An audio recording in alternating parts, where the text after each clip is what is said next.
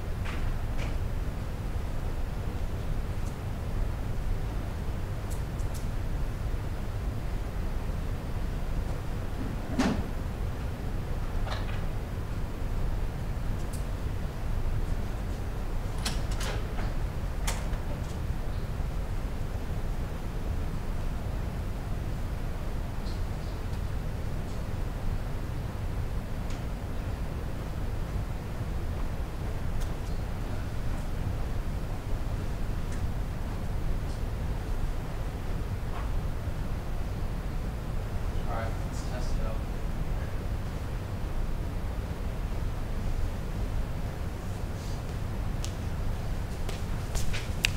Test, test, test. 1, 2, 3, test. Is it picking it up?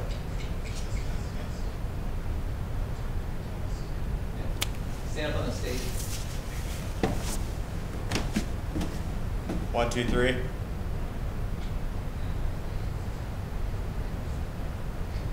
Test. Other side. Try in the middle, try in the middle. Line yourself. Test, test, test. 1, 2, 3, test.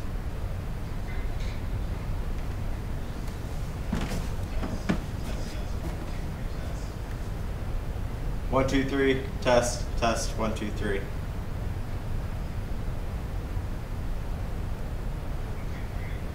Perfect. Excellent job as always, Zachary. Thank you.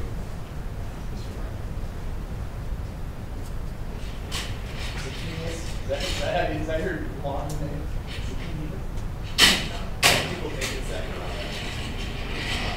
Oh. It's not even Zachary.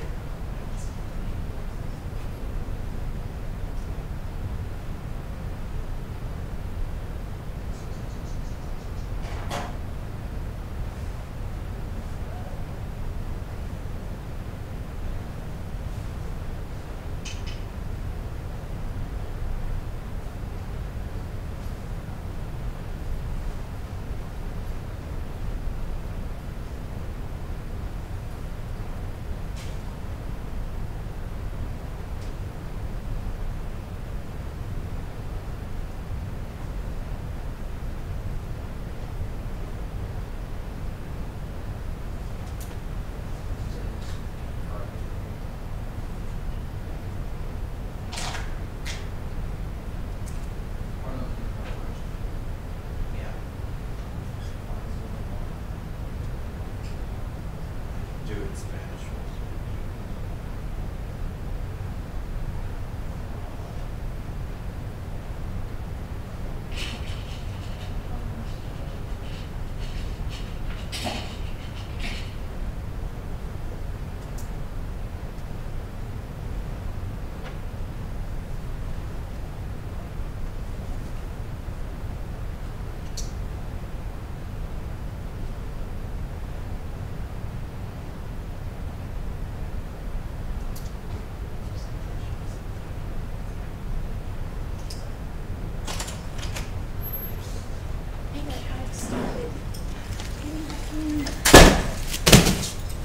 Getting back into it? Yeah, I taught a class like at Vernon Hills High School, just like after hours. Oh, really? Yeah, just on the different vacation options, all this other stuff, just to get kind of back in it. Yeah. And what airline are you for? I was looking at it. Yeah. Yeah, still in therapy. No, Oh, this will work. I didn't need 4. This is perfect.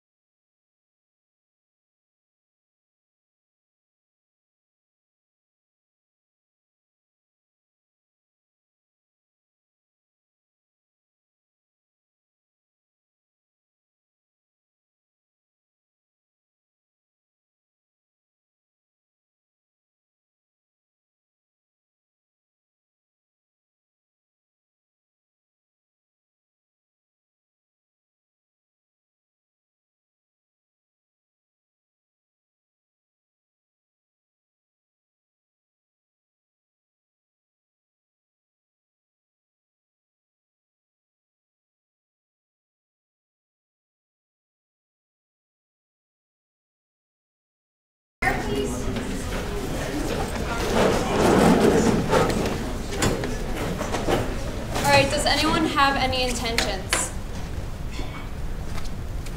Sister? Bobby? Oh, Mr. Ryan's.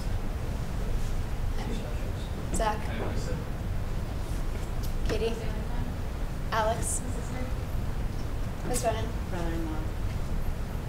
All right, for these intentions, the ones we hold in our hearts, let us pray in the name of the Father, and the Son, and the Holy Spirit. Amen. Our Father, who art in heaven, hallowed be thy name. Thy kingdom come, thy will be done, on earth as it is in heaven. Give us this day our daily bread, and forgive us our trespasses, as we forgive those who trespass against us. And lead us not into temptation, but deliver us from evil. All right, so first of all, I'd like to thank our sharks for coming in today. I'm going to start with some few introductions, and then I'm just going to spend a minute taking all the students that are going to present outside and give them a quick pep talk, and then we'll get started. Okay, so Andy, do you want to go first? Sure. Hello, I'm Andy Schallner. I'm an entrepreneur. I spent a large part of my career at Pepsi, where I was fortunate enough to meet this gentleman, Jerry Fox here, who introduced me to Cornell High School. I participated in the Shark Tank last year, and I enjoyed myself so much that I'd like to come back and give you guys some advice and help you along.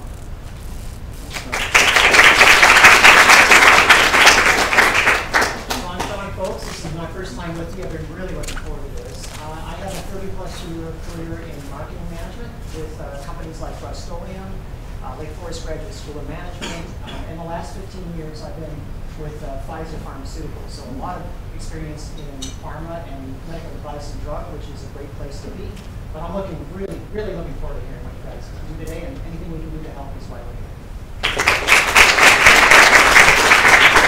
I'm Jerry Cox. I'm president of Fish Creative Display in Lake Zurich.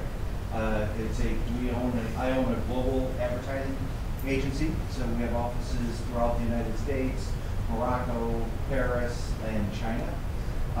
So we are very excited to be in the Black Box today and see what you have to offer. Thank you. I've been practicing corporate law for about 20 years. Recently went out on my own and mainly practiced in the area of private equity and venture capital, working with a number of entrepreneurs. So look forward to doing the pitches. All right, let's go everybody quickly. Get started.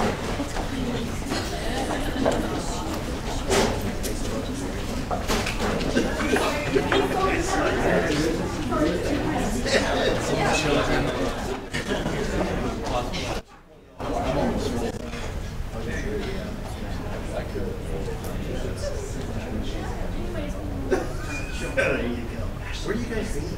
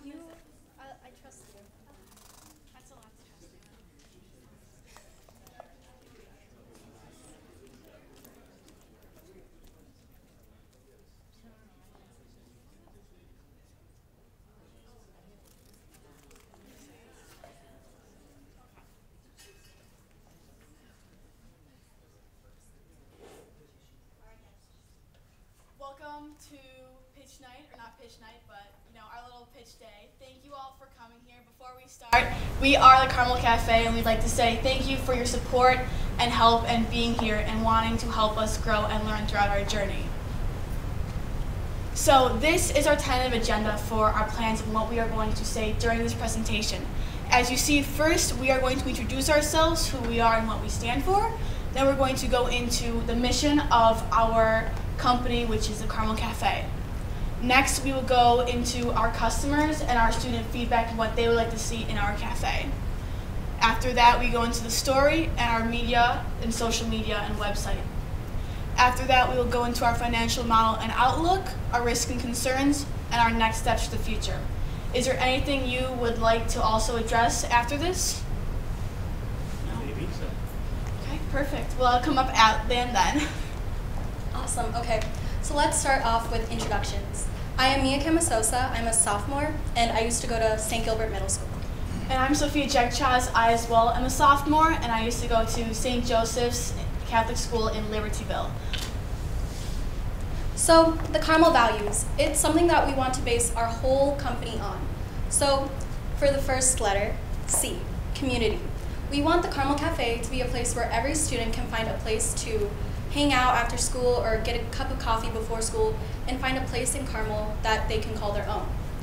Academics, we want this place to be a place for students to study, a place for students to learn, and soon on for people to take leadership roles and really control what the Carmel Cafe is all about. Reverence. We want to give all of our profits to the students, so we're doing a non-for-profit sort of thing where we have all of our profits go to students and for financial aid. And then our mission is to give good coffee and as fair trade for the students and the whole school in general. And for enthusiasm, I know that if I came to school in the morning and had a cup of coffee, I would feel much more morale and excited to be at school. And leadership is something that me and Sophia are hoping to exemplify and pass on to other students so they can truly be leaders for the Carmel Cafe and Carmel in general. So what makes us the Carmel Cafe unique? Like Mia had said, we are a non-for-profit, fair trade coffee company whose main objective is to give back to the community, which has given so much to us. In doing so, we would like to donate all of our earnings to student scholarships. So our customers are every single person in this room who would be able to get a cup of coffee in the morning and really just go throughout their day feeling energized and happy. We want to be able to be available for students, faculty, and staff all throughout mornings and afternoons and hopefully during lunches in the future. So our voice and story. So I had the choice to go to a public school or a Carmel, and I eventually chose Carmel, of course, but I want to be able to give other students options if they don't have that option to go to Carmel, the chance to possibly be able to come here through financial aid and through help and support. So it's just something that we want to share with so many countless kids because of how much we enjoy it here. So our problem and our solution. Our main issue, well, this idea was brought up from last year from a student now who's in college named Anthony Passarelli. He originally had the idea to create this coffee shop because kids were always running to school late because they were running to get coffee since they were so tired from getting no sleep. And our view and our problem has changed a bit since then as we have now taken up this coffee shop. And now our problem is that we believe students should come to Carmel because of their academic wants, not because they should be restricted based off of financial restrictions. So our solution, like stated before, is to give back all of our proceeds to student scholarships. And our student feedback. So we sent out 2 main surveys at the beginning of the school year, totaling to about over 800 responses from our student body. Our student body, we have roughly, I think, 1,100 students, and they were all very positive. About 95% said that a coffee shop would be beneficial, would increase positivity and morale, and would also be a great place in which kids can catch up and study together. So our competition. Our main competitors will probably be Dunkin' and Starbucks because they offer like good coffee and they're like a name brand. And other places would be Hansa and Libertyville and homemade coffee that the students would make on their own. So for media, we really do want to branch out into social media because it is one of the best ways to advertise, especially to a student body that is so tech savvy nowadays. We want to be able to branch out to Instagram, Twitter, and so much more in the future, especially to announce that we might be opening one day or like might be having a pop-up shop. We really just want to get the word out. And we also have the beta stages of our website. So we want to be able to put our menu, the days that we're open, and hours on there so people can look on the website and see, oh, the Carmel Cafe is open today, maybe I'll stop in and get a cup of coffee. And this is our transaction financial model. Now, we are, high school students. We've never made a business before and we're a little, confused on the process. However, we estimated that roughly if every student were to buy 3 cups of coffee throughout the whole year, our whole first year, after taking out all of our costs, our profit margin would be about $10,600. And now we expect that to grow as word goes around for our Carmel Cafe. Hopefully, every student will buy 1 more cup of coffee each year. Now we do also hope for regulars who will stop by, maybe every morning or every other morning to enjoy a cup of coffee. So Mia and I almost lowballed our estimates because we didn't want to overestimate our worth and what we were going to make. So roughly, we're going to be selling our tentative goal is to sell coffee at about a 12-ounce bottle of coffee at $3. And it only takes about 79 cents to make with the espresso, the milk, the cup, and the lid all included. So that would be roughly $2.21 worth of profit. So our total costs. Our costs would be coming from the syrups that are in the drink, the coffee beans, of course, our domain and website, as well as workers, which we are still working on and trying to figure out since it is something that we've been working on and figuring out since the beginning of the year. Power and plumbing, as well as materials if we do decide to build out and make a whole new area for this cafe. So for our future steps, we've been offered a little partnership with Quest that we've been trying to maybe think about and see if we want to do it. They will be offering us a space, free equipment, and so on and so forth, which we think is very helpful for the Carmel Cafe to get off its feet right away. And so Quest, if you adults don't know, is our cafeteria provider company who is partnered with Carmel in order to, give us money. So after this, we are still going through the logistics on partnering and what we are going to do with them. And we're still figuring out, we're writing up ideas, proposals, and what we want to do with them. So our risks and concerns are, with students, whether or not they will truly buy our coffee. We want to promote, we hope they will, since we are a student-run company and our goal is to, give back to the students. So that is our biggest risk and concerns. Mia, would you like to add? so another risk and concern would be if we don't partner with Quest, what would we be able to do for the Carmel Cafe community? Especially since we do want to be able to give back all of our proceeds to the students. It might be hard to do that right away, especially with getting all the payment and having to repay debts or repay for our cafe area. And same thing goes with scholarships. We are still working on how we will do that, especially since we don't want to not be able to pay for the student to go through all 4 years of high school. We do want to be able to keep giving them the tuition and tuition help instead of just giving them 1 year to go to freshman year and then not anymore. So we're trying to figure out, maybe do we give one student all of the profits and then help them go through all 4 years, or do we split it up to between 5, 10 people? It's just a lot of logistics that we have to go through with that. So thank you for listening to our presentation. Do you have any other questions, comments, concerns? Who would work at the cafe?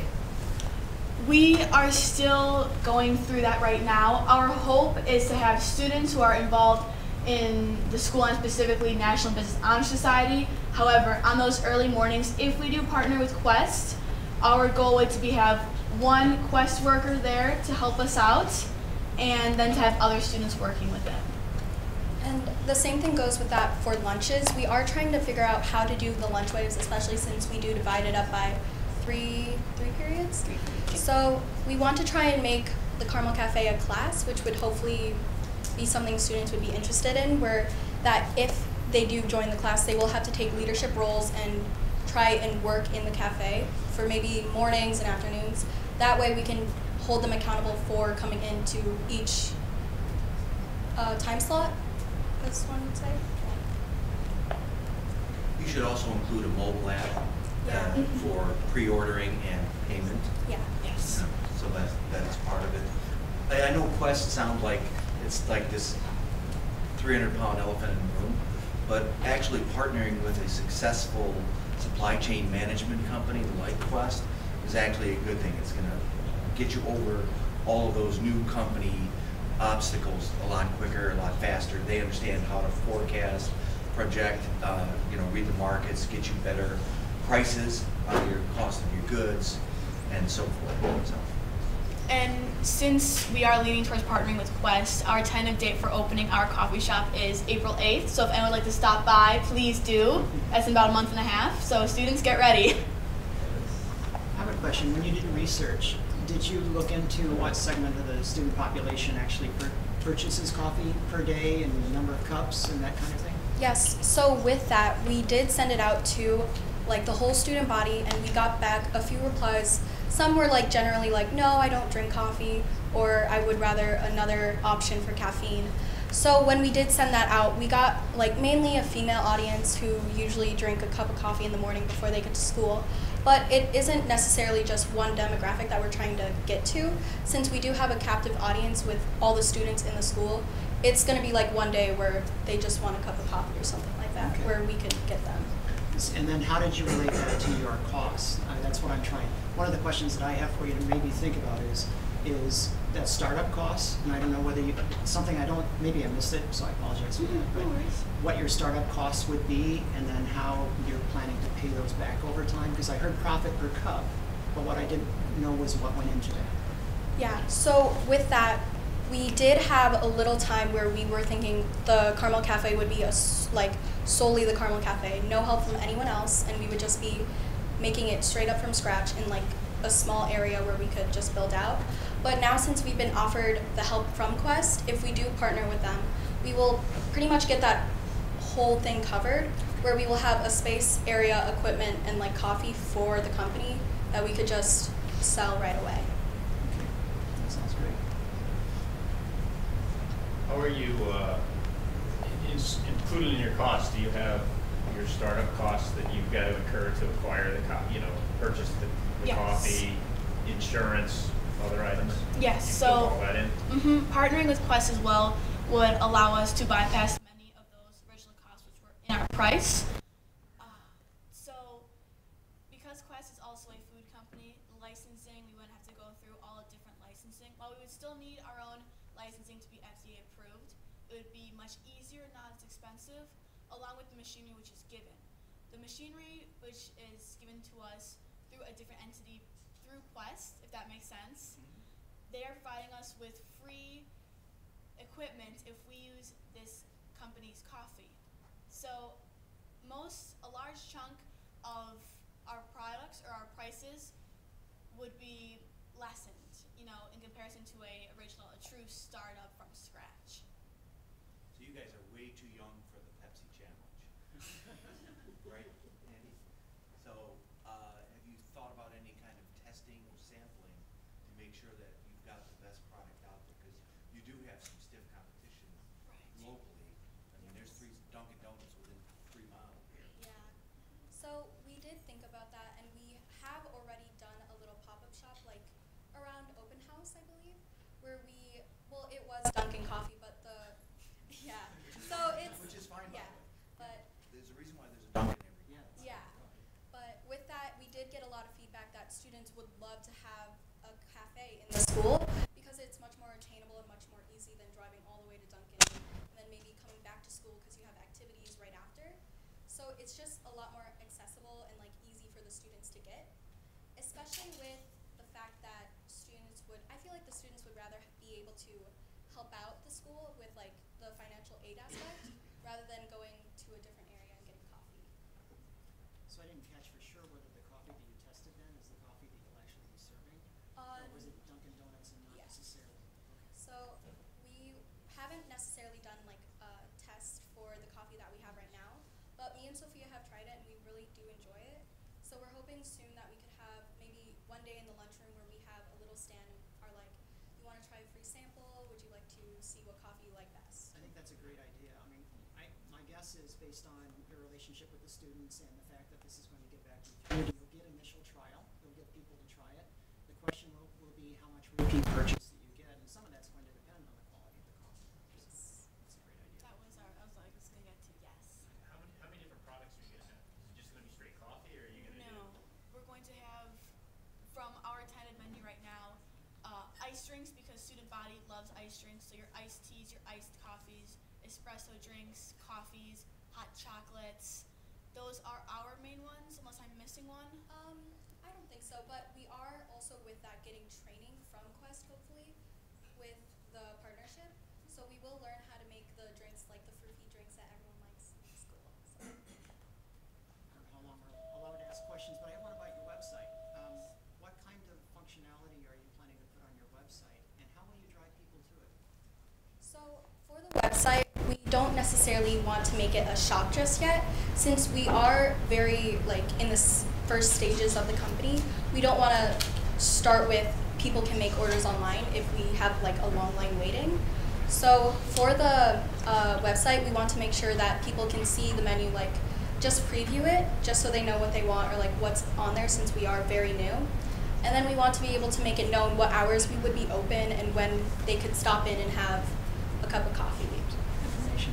You might want to think, one suggestion might be to think about how you're going to get the word out about the website and get students connected into it initially when you open up. Just something to think about. Great. Full disclosure, I'm a member of their support team, so the first thing I have to say is I'm very proud and you did a great job.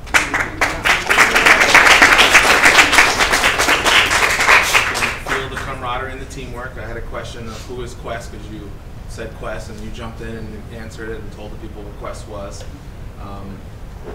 I like the idea of tying the values of the school and the acronym to the actual cafe. Doing social media is great. When I saw Carmel Cafe Media, it made me think of also having the content that you guys produce almost as if it was media. Little videos or little pictures, and tying that back into maybe the photography club here or any kind of programs in school where they're already doing video production and things of that nature. When you got to the profit section, I would say for you and your classmates, be very careful there, because investors and sharks are going to lean in on that page, so you don't want to hold anything back. You want to put it all up there in the slide. You don't want to have to do your math and I'm trying to follow 1 + 1. You kind of want to just put there in the slide and let the audience kind of absorb that slide, even if it's got a lot of numbers in there. You can walk them through the numbers and make sure you note the difference between revenue, which is all of the sales that are going to come in. Spend $3 on a cup of coffee, that $3 is revenue. And then when you talk about the proceeds to the scholarship, that is amazing. You have to take out the expenses. So I got the $3, I take out the $1 for expenses, and the $2 that's left, that's the profit. And save a little bit of the profit, which we can all discuss and get feedback on, to reinvest back into the company. So you can't give 100% of the profit, but most of it will definitely go to the scholarship. Otherwise, I'm really excited to see how this carries out. This is good stuff.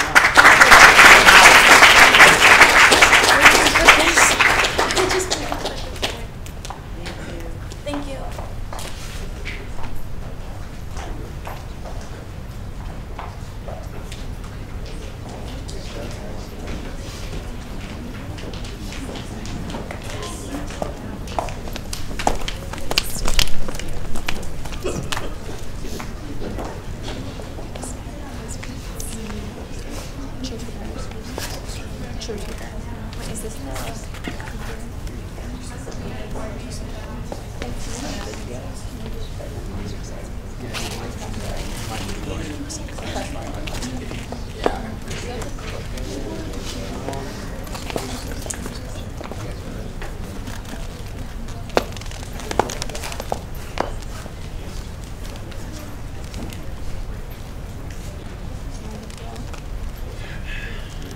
Hello, and thank you for joining us. I'm Katie Schroff. I'm Allie Haidu. I'm Alex Merkel. And I'm Scotty Brayblack. And we are True Tutor. Not just a tutor, But a role model. So True Tutor is an online service that provides high school tutors for middle schoolers entering high school that are looking to ease or expand their learning. Right now we are a website and we're looking to expand to become an app later on in the future. So our mission has three main aspects to it. The first one is obviously providing academic guidance. High schoolers went through middle school, so they know what middle schoolers are learning, and they know kind of how they're taught, so that's a main aspect of our mission. Secondly, it's to provide lasting relationships between the middle schooler and the high schooler. We know that high school can be scary, and it often is very scary, and so just having that one person that you know in your high school that's most likely an upperclassman, we think is really important. So relationally, that's our second aspect, and then last of all, it's providing a role model, someone positive that they can look up to, that they can base their actions on when they go into high school. Again, I'm Katie, and throughout my life, I have moved from state to state, and I have been switching schools since I was 5 years old. So I personally have dealt with having a role model and going to school and needing someone to look to. For my freshman year, I moved to Chicago area, and I did not know anyone going into my freshman year. I luckily had one friend who did introduce me to multiple different people.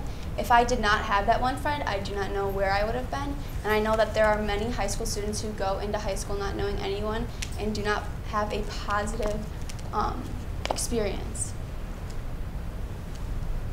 So based on a study on student transition, that retention and failure rate go up to 40% when there are no transition programs for students coming into high school. And according to research published in a journal, Education, if a school does not have programs for these students coming in, many of them tend to not follow through high school. And if students do not go through these programs, it often has a very negative outlook on their education. So we are going to address our problem, and we'll get into our BMC. So many students struggle multiple times throughout their education journey. Students struggle with school, sports, relationships with their teachers and their other students.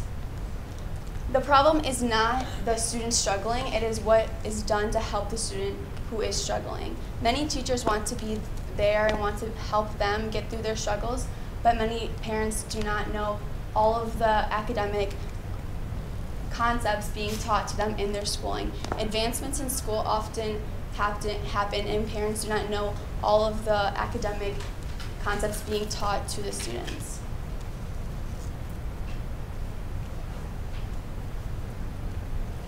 Adult tutors are often what parents look to when they do not know what the student is going through.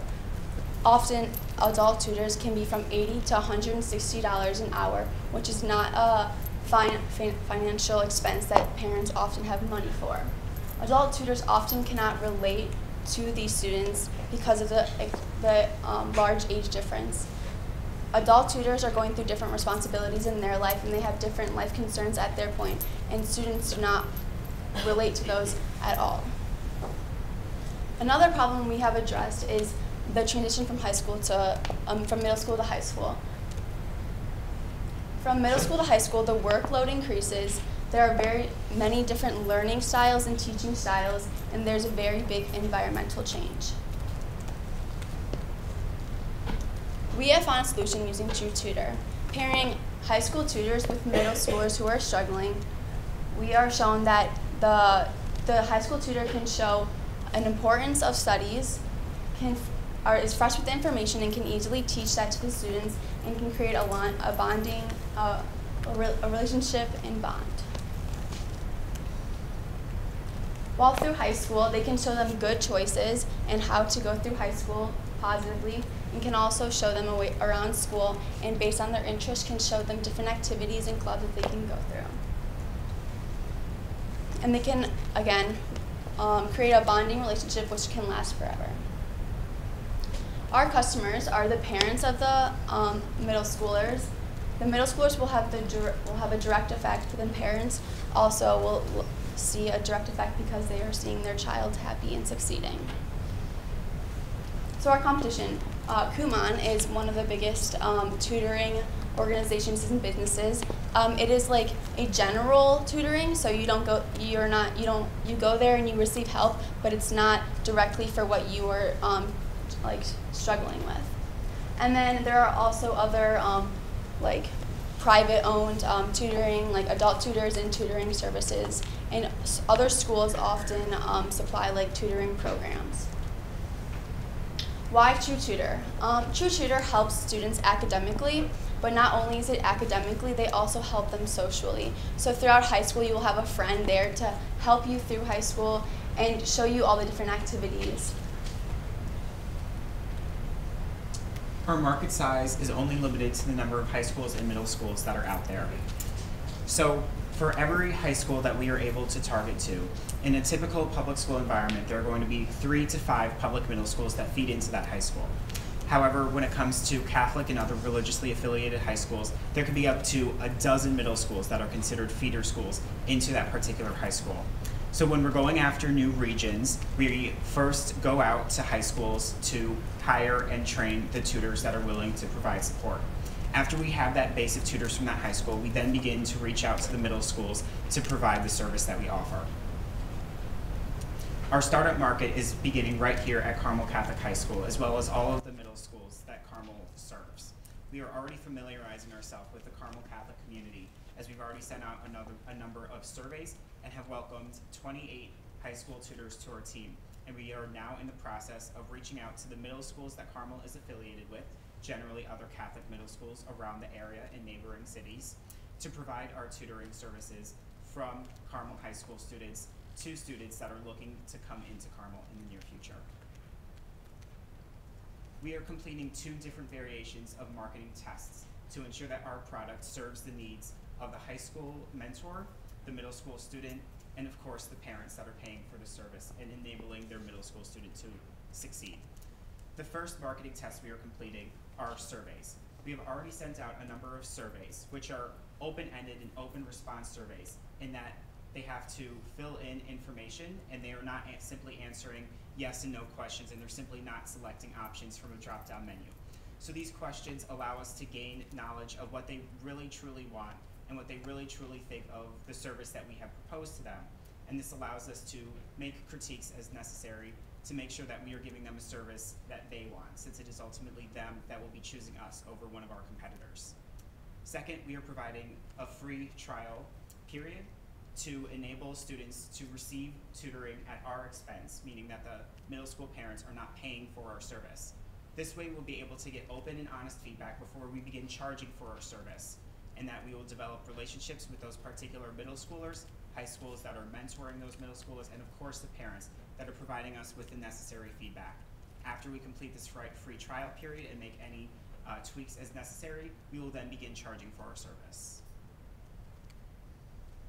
So this is our BNC. We have gone over most of this on here. One thing I like to touch on is the customer relations. Again, we are just reaching out to multiple different middle schools and schools that do feed into Carmel. Our cost structure we will be going into after. So we've talked to a lot of different parents and a lot of high schoolers about some of the risks of our company. So the first risk was that being a company that is created by high school students for students and hiring students, a lot of parents were kind of anxious about letting an unknown student that they don't know into their house to tutor their child. And on the other hand, people were also anxious about tutors putting out their information, like their phone numbers or their emails to adults that they don't know. A way that we've handled this is that we have had a privacy policy for our website, and that tutors aren't giving out any of their information other than their name or maybe a picture, so that they feel safe on their website. And we have a chat function that's going to be on our website so that the parents can get to know the tutor before they actually let them into their house, or if they want to give information like their number or their email, they can, but we're having a safe conversation space on our website before people actually meet each other, so that, and a way that we're doing this, a way that people can get more familiar with TrueTutor, more comfortable with it, is that we have started launching on social media. We already have a Facebook and we're having an Instagram, and we just want to get people to know True Tutor's name and our brand and feel comfortable with us, that they let their students come to us and let their students work for us. So early on in the process, we interviewed a bunch of people. We interviewed a bunch of middle school parents, high schoolers that struggled coming from middle school. And out of the 42 people that we interviewed, 38 said that they knew someone that would definitely be using this company and would benefit from having a mentor and having a tutor who is a high schooler who could help them out. So this goes to show one of our risks, that we are anxious, would people use this? Would people choose us over other tutoring services? And this goes to show that 38 out of 42 shows that our company can work and that people would go to True Tutor. Okay, so since our service is a website, we decided that we'd take you through it. So yeah, get started. So this just is a little screen video of our website. So when you first plug in our URL, this is what you'll see. We have our sign up and our login page, a little bit about True Tutor, since it's important that our customers know who we are and what we stand for. And then, yeah, scrolling down, it's just some statistics that we found and our logo. Excellent.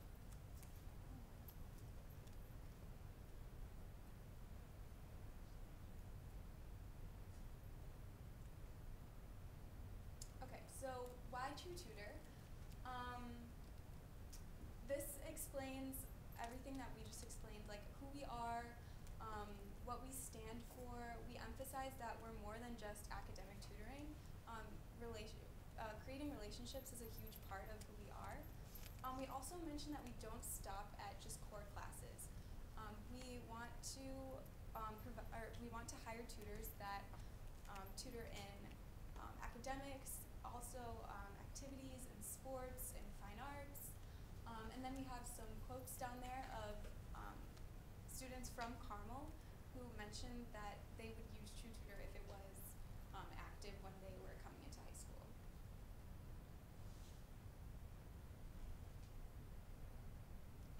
So next is a continually expanding list of everything we want our tutors to be certified in, hopefully. Again, you can see we have our core classes, but we also have, again, things like drama or athletics or instruments, high school entrance exams, etc.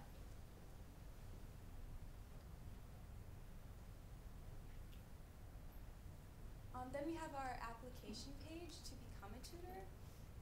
Once you click on it, it mentions our application process and what tutors must require to be a tutor. So if you want to be an academic tutor, we require a cumulative 3.5 GPA, but a 3.75 GPA in the subject that you want to teach. We think that's really important because we want masters in the topic, not just someone who likes science. We want someone who's really good at science. And then if you want to be an activity tutor or someone who does drama or instruments or whatever, we want a teacher recommendation and just to show, something to show that you've been doing this for a while.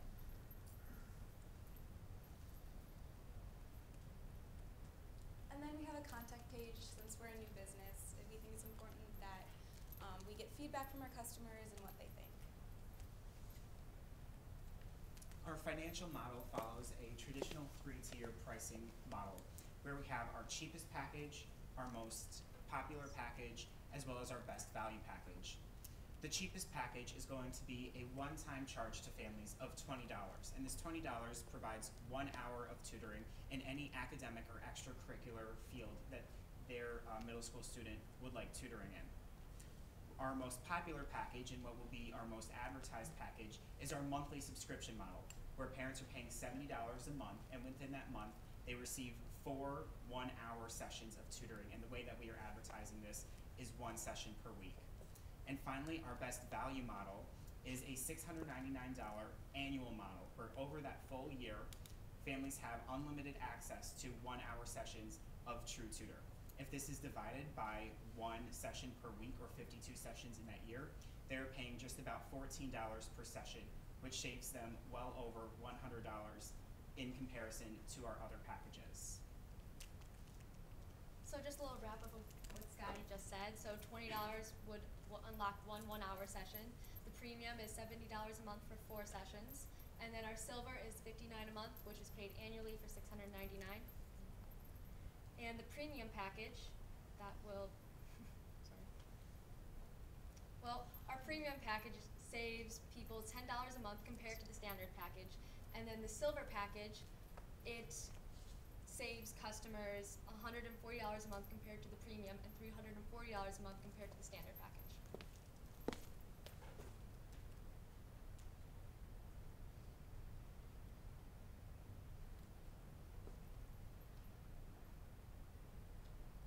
And here's some of our financial expenses that will go into play to our company. So our tutor payroll, tutors will get paid $14 per session. And so off the $20 sessions, we would retain $6 of that. And having $14 per session would make us a good job for high schoolers who are looking for some money. It would be a good pay for them. And then our domain cost, our domain name is yourtruetutor.com and not .weebly.com or .net, because we pay $10 per month for our domain name. And going along with that, we have our website cost of $100 per year. And with this, we have a pretty good deal of $100 per month, considering that our website is our business. Our financial projections show that when we launch in our first launching month, when we are over our free trial and we make any adjustments that we need to, we are going to gain 18 paid customers to earn $760 in that month. Out of those 18 customers, we believe that 10 of them are going to be the $20 one-time users, and then we believe we're going to acquire 8 monthly users. So even though our monthly package is going to be our most popular down the road, we believe that it is fair to assume that our cheapest package will be our most popular when we first launch. Over the course of 12 months, we believe that we are going to consistently grow over the year, including during the 3 months of summer break, because we are really going to advertise ourselves as the mentor that children need, as well as tutoring services for summer homework and other summer assignments that they may have prior to going into freshman year. So by month 12, we believe that we are going to have 81 users to earn a total of $5,400 in that one specific month. Divided that up, we believe that we are going to acquire 25 new one-time users, 10 new users that are subscribing monthly, in addition to 50 monthly users in which we'll be receiving payments from that subscribed a month prior, so they're paying that $70 a month even though they've subscribed earlier. And then we believe at that point we will begin achieving 1 new annual customer per month to total to that amount of $5,400. And so for our MVP, we decided to reach out to a bunch of people and get some data. So we talked to a bunch of middle school parents and we've talked to a bunch of high schoolers. And so far, even though we're very early in our process, we have 28 high school students who have already signed up to be tutors for TrueTutor. And then we have 4 parents who not only have signed up for our pre-subscription trial that we're starting right now, but have also, we've already sent them the email, and we're going to start pairing them up with tutors and just start the process so that we can have people using TrueTutor and telling other people about TrueTutor. And while our numbers are small right now, we do have ways already in plan that we're going to grow our numbers. For example, every shadow that comes to Carmel, we've already started talking that we're going to, when they leave the shadow day, they will leave not only with their Carmel sweatshirt and everything, but they'll also leave with the TrueTutor pamphlet and TrueTutor flyer with all our information so that their parents can see it, or if it doesn't apply to them, they can show somebody else who may struggle in middle school so they can have that. Also, we've already contacted some people in the business area of the school, and in our Carmel Catholic newsletter, we're working on getting our information sent out there so that all the Carmel families, if they have middle school students or they know someone who is a middle school student, they'll be able to have all of our information and we can grow our customer base. Another thing, Scotty knows somebody with Chicago Tribune, having interviewed with them already for another company he's worked with. And so we've already emailed them about perhaps having an interview with Chicago Tribune. So hopefully if that does go through, we'll have plenty of other customers looking for TrueTutor. And finally, we're just working on social media, Facebook, Instagram, and just word of mouth, getting people to know our name and be willing to have their kids come to us. And finally, we would like to thank you for taking the time to come to Carmel this afternoon and adjusting your busy schedules to listen to us. So thank you very much for listening to our presentation, and at this time we would be happy to answer any questions you may have. So I need some clarification on one thing. Is it an online tutoring service or face-to-face? It's face-to-face tutoring. So they're subscribing online, of course, and then they are going to have a face-to-face meeting. They're paired online, and then once the parent and the student talk and they can have a meeting. That's what we had talked about, just because you definitely want to meet with someone that you're sending your kid to go study with. Once they meet them, they will send them like face to face, and it's like a Starbucks. You could go meet at a Starbucks. The parent can sit there, do their work, while their child is being tutored by the high schooler. So transportation for the tutor has to be in consideration. Yes. Only your juniors and seniors can drive. Yes. Yes. So when we are hiring our tutors and when we are pairing them with middle school families, part of the application that tutors fill out, as well as part of the tutor request form that parents fill out, has an entire section about transportation. So for juniors and seniors that can drive, they let us know that they can drive, and they have flexibility with making sure that they have a car. And then for freshmen and sophomores that are working with us, they let us know when they would be able to arrange transportation, either through other friends or through family members. And then we make sure that their transportation availability is matched with the middle school family's transportation availability, to make sure that the pairing logistically works out, since that's incredibly important. Two questions on the fees. One, how did you come up with the fees, not the structure, but the per hour? Because I think you're drastically underselling yourself at $20 an hour, knowing, because I've got a fourth grader that does some tutoring. I mean, you're on the individual tutor, you're way low. And maybe that's okay, but I think there's room for you guys to move it up. And then secondly, on how you package this with standard, premium, and silver, is there a cap on the silver? Because if you guys don't have a cap on that silver, one of those parents, if they're smart and savvy, I'll do the silver, and you're going to be doing tutoring 2 or 3 times a week, and you're going to lose money. Unlimited is a dangerous word. Sure. So unlimited is kind of a word we have been playing around with, that we did just discuss, that it is, as you said, a dangerous word. So we probably, most likely, the way that we are going to model it in the future is we are going to have that package where they are paying the $699 for the year, but they're getting 1 session per week, just like they are in that premium session. They're just saving money by paying for the full year in advance. And then how did you come up with the pricing to get it to where you're at? Well, for one thing, we didn't know for sure if people would use our product compared to some of the other well-known tutoring services. So we wanted to start it out low so that it could be a cheaper option for people looking for tutors, because I know a lot of people, they know their child's struggling, but they don't really want to pay the really expensive stuff just for maybe a one-time thing. So we wanted to start it out low to grow our customer base, and then maybe eventually raise it a little bit. Have you fleshed out, have you thought about fleshing out more maybe the social part of the program? Because I think, like the other group, this is a great idea.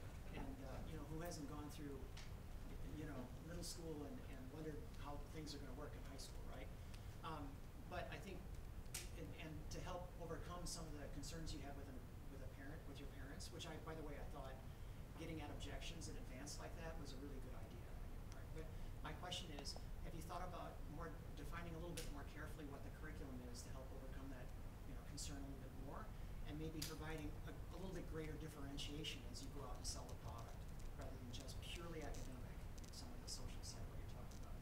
Yeah, for sure. So the thing that's really making us stand out is the mentorship that they are receiving, and that is something that is going to be front and center when we are out advertising to middle schools as well as middle school parents. So we're really going to put a large emphasis on the component of the fact that we're providing them with a role model, and then we're going to make sure that during a true tutor session, when they are receiving either academic or extracurricular support, that a portion of each hour is really that discussion and that connection about transitioning into high school, for the tutors to ease any concerns that the middle schoolers may have, or to provide them insight, or to debunk a lot of the stereotypes that middle school students hear about entering high school. So that's going to be a very important component. Going off of that, when we match tutors together, if we have a tutor that's from Carmel High School and we have a middle schooler who's probably going to Carmel High School, we try to match them up by the high school they're going to, so that when they do come to high school, they're like, oh, I know that person was my tutor.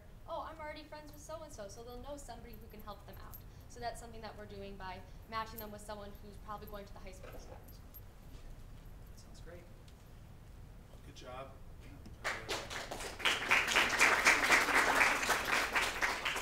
I really like the branding. That tagline is a knockout tagline as far as competition. My wife just launched a tutoring company mixing online and offline. She's got the tutor part, she doesn't have the role model part. So as far as Kumon and the other competition, that's just a knockout tagline right there as far as a Association. I've never heard of the tutoring on the activities and the sports. I think that's an excellent idea. Some of the adults were having a conversation about a half hour ago about tennis. Somebody younger wanted to get into tennis, and obviously paying a tennis coach or a trainer is hundreds of dollars an hour, and so finding that sweet spot was a good comment by Tom about finding the sweet spot on the cost. Do you want to provide a fair rate? It'd be strange for us, a sophomore to charge $200 an hour, but at the same time, there could be some flexibility on the types of charges per the academic or the sport or the drama. They might be able to charge a little bit more for the extracurricular, and it was good feedback on just making it clean and clear. Similar feedback from before. When you get to the pricing section, you don't want to have to do all the talking and all the math in your head, and then we're looking at a screen and it doesn't match what you're saying. So you want to just throw all that stuff in there, and then just take your time going through it, so it's really obvious that you really should be doing the annual program. And good point about the unlimited, maybe once a week, maybe you get 5 to 10 kind of bonus ones where it's a really tough week, or there's a finals coming up, or I have a competition and I just want my role model tutor to kind of go for this problem I'm having with the swing or my singing or what have you. But otherwise, yeah, great idea. Looking forward to seeing more. Thank you. Thank you so much. Thank you.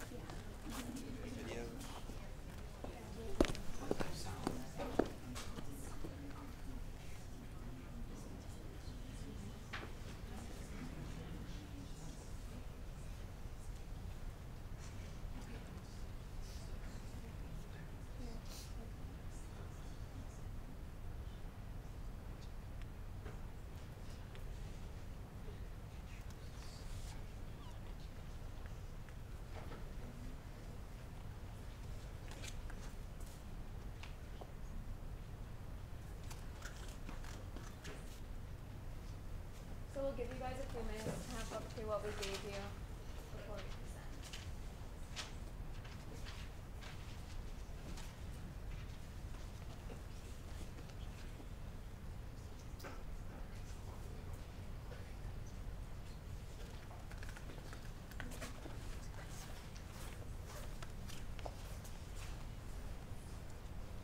Okay, so hi, I'm Kyle Conway, I'm Sam Case. I'm Bailey Williamson. I'm Bridget Hull. and we are SOS.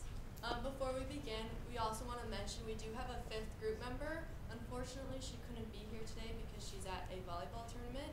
But the slides that she's presenting, we have a video of her, so you will be able to see her. So that's good.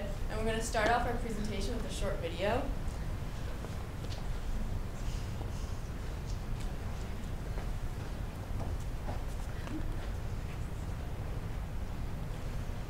Hopefully, ready for you guys.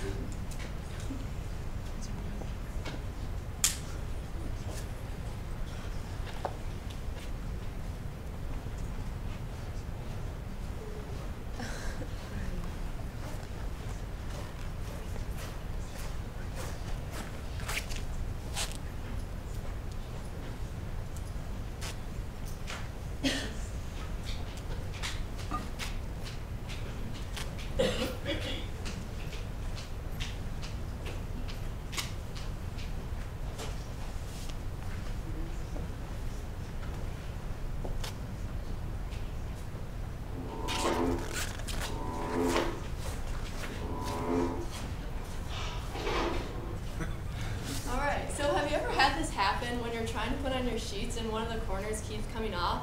It's frustrating and time consuming. Have you ever woken up in the middle of the night because you're tangled up in your sheets? Normal sheets are hard to put on and they come off your bed easily. We have created a product that solves all of these problems. We have incorporated a drawstring into our fitted sheets, so all you have to do to apply the sheet is just put it over the mattress, tuck in each corner, and then pull the drawstring to fasten. It's that simple.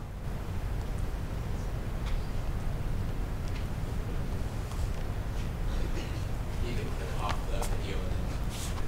Okay.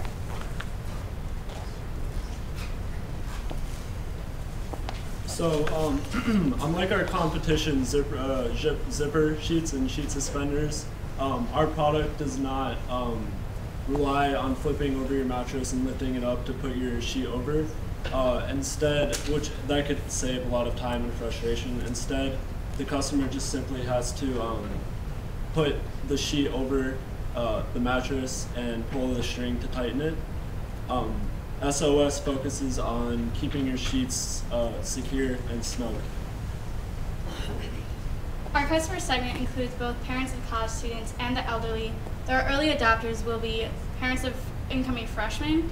After personal interviews and data collections, we found that many students buy new sheets for college, but they end up frustrated because standard sheets don't fit the majority of college mattresses, which are irregularly sized.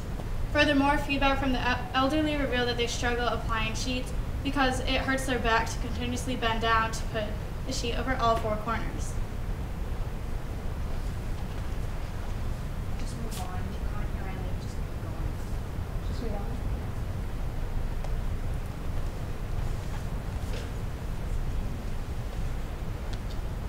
Yeah, so those were our finance slides. Unfortunately, the videos weren't playing. Yeah, so that's Arlene, the person who couldn't be here in our group. Unfortunately, we're having some video issues, so. Okay, so product promotion. We have created an official SOS website where we will stream our revenue and promote our product. So on our website, we will have stream our revenue from pre-orders and from advertisements, and we will promote our product not only on our website, but also we plan to promote it through Facebook. So we will quickly show you our website.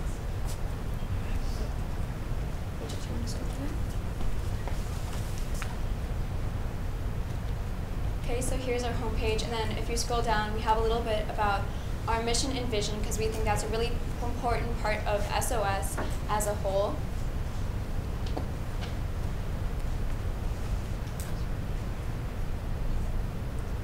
And then we do have a feature which where you will be able to purchase our sheets on our website. And in the future, we hope to put these sheets into stores like Bed Bath & Beyond as well. But as for now, we have 2 sizes, large and regular, because we won't need all the sizes because our sheets are going to be larger, and that will also help with the easy application. But then they'll be tightened once you put them on and pull the drawstring. And then why SOS? So we want to make sure our customers know how devoted we are to our company and our product and how our passion. So services, for now, we will be doing delivery and online shopping before we expand and get into stores. So we have 2 of these products. And then we also have a place to contact, because we think it's important, since we are a new business, that our customers will be contacting us and give us feedback on our product so that we can perfect it in the future.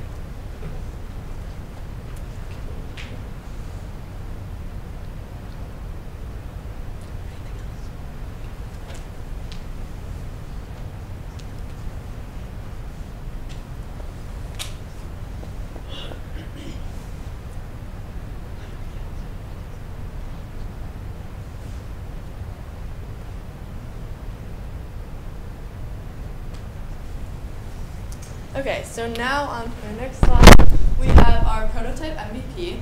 So that's our minimal viable product. So the type of MVP that we chose to do is a prototype because we actually have a tangible product that you can see and experiment with. So we actually have a prototype here that we're going to show you.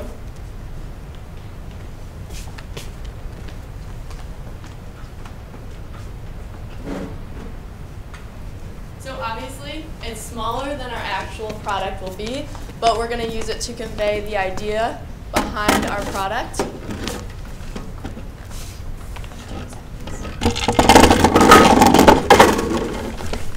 So we have our little mini mattress here.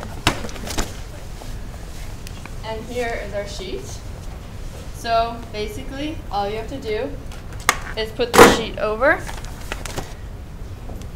Make sure it's over. Then tuck in the corners.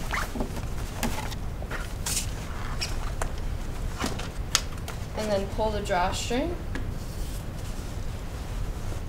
And as you can see, it gets nice and secure and fits perfectly.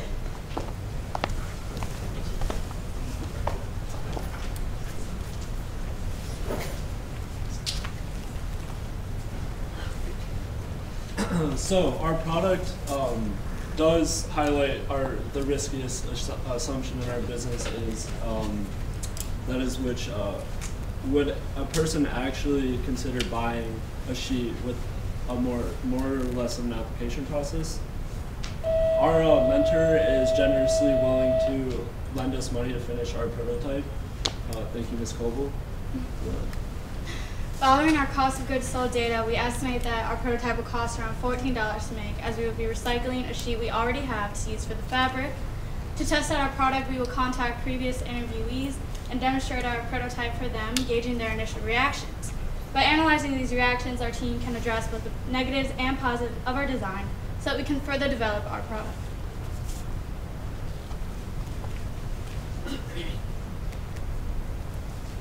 We all value our success within SOS, and we have our own values and what success within the business means to us. So in my opinion, I think that our success can be defined from a financial standpoint. So we really want to be able to make a profit so that we can continue to grow our business and do better in the future. Quality control is of the utmost importance for the success of our company. We need customer feedback in order to adjust our product to maintain the standards that we set for SOS. Success with SOS for me is customer relationships, meaning that we provide our customers with the best quality product and we have outstanding customer service fixing to their needs. With doing this, we will continue to have lasting relationships and lasting customers. I believe our success will be defined through our growth, so really getting our product into stores like Bed Bath & Beyond and even like TJ Maxx, and having those customers come back and expanding and making even more products. Questions? Biggest question for me, what kind of patent search did you guys do on this product? You read my No, I got it right here. And are you in the process of patenting this? Because this is something that if it's out there, you've got an issue. And if it's not out there, you want to make sure that you guys have the patent going. Otherwise, somebody's going to be able to knock this off very easily. Also, on your online pricing model, you should bake in profit for the eventual retailer, like a Bed Bath & Beyond and so forth, because they will not take your product if they have to price more than what they get on your website. So you got to bake that in front of them. Okay. Yeah, so in answer to the first question, we did see, so we had our competitors, but none of them were exactly the same as our model. But we did find there was a GoFundMe page that had a very similar product to this, but it wasn't patented. So we're not currently in the process of patenting it, but it's definitely something we're looking into. As well as trademarking the name.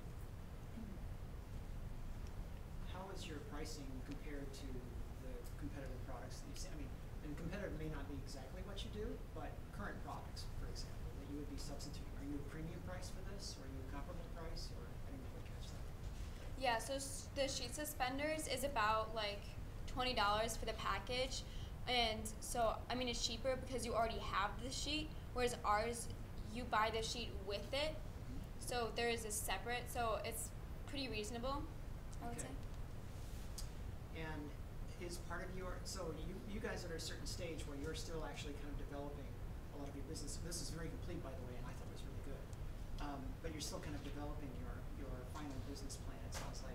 So one of the most important things I think you'll want to do is to make sure you understand how big the segment of people out there is that truly wants a device that does something like is. So. Yeah. So that was definitely something we addressed in our early interviews. We asked people would they want to use this, and we got a lot of feedback saying that people would find this to be a product that they would use.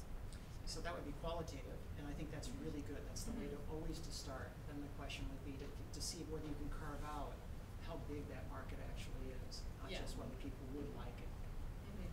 What does your sourcing model look like? Sourcing. Where you get that? Can you go into like more detail? Well, are you domestic manufacturing, international, Asia? We're going to look into buying materials outside of the USA to start, because the pricing point on that would be a lot less than if we were to jump shit into manufacturers in the United States, which, you know, like the fabrics and everything will be more expensive in some cases. But I'll bet everything in my wallet is not a manufacturer of sheets in the United States at all. It's all imported. Yeah. So I can help you with that. Okay. Good job, good job. Thank you. I wanted to ask some questions and some comments. First question is, how did you come to this idea? brainstorming. I mean, we were really just coming up with ideas in the beginning, and it popped in our heads. Yeah, so kind of a funny story actually. We were having a really hard time coming up with a concept for our product, and so we actually just Google searched like common problems that people have or something like that, and we found a website, and there was a picture where someone had shown like it was like a picture of a bed and the corner of the sheet coming off, and the caption was something like, "Isn't this the most annoying thing in the world?" And we started looking into ideas and how we could solve that problem, and then we came along to this. So yeah. Okay, just a couple of notes on kind of like the presentation theater. As you guys give presentations throughout your academic career and your professional career, it's definitely a performance when you're up there. You have an audience and you guys are up there. So no matter what happens, as long as you guys are calm, the lights go off, the technology goes. If you guys are calm and you talk through it, then the audience will be calm. But if anything were to happen and you guys start getting scared, then the audience will start getting scared. So just note for all of us to just keep that in mind. And I would say on the handouts, I would save the handouts to the end, because if you give it out, especially with pricing, you have people like when you're asking your boss for a raise, it's like, oh, let's go to the last page and see how much you're asking for. Right. It's like, wait. I want to tell you first that why I deserve a raise and things of that nature. So you got to be careful with the handouts and putting numbers. It's okay to do the handouts, at the end, and especially the numbers. It's a good idea to use the videos. I think that's a feedback for some of your other colleagues as well. When you're doing the presentation theater, having pictures and videos, it just allows the audience to be a little bit more engaged. Have you guys take a break and save your really important sentences and statements. A previous team had a good tagline, and I think you guys were having some comments that I found very interesting, and you can have the comments just be for presentation. You don't have to make everything a tagline, but it was something like hard to put on, easy to come undone, or easy to put, ours is easy to put on and hard to come undone. I think that's a nice way to have people visualize, oh yeah, that is kind of something that I've had issues with. And also for you and your colleagues, when you talk about that you've done interviews and surveys and research, that stuff is great, because it shows that you've done your homework and you're leaned in, and you had 3 people say this and 2 people say that, or 50% of our audience have told us that they really like this idea. But otherwise, I would say I was thinking about the manufacturing question that Jerry asked, and in my mind, there's, at least right now, with the current fervor of Made in the USA, which is good for all of us. Made in the USA also means higher quality, and you're expected to pay more for it. For a motorcycle or leather shoes that are made in America, you usually have to pay more because the labor cost is higher, and you're expected to have a little bit better quality than quote-unquote made in China.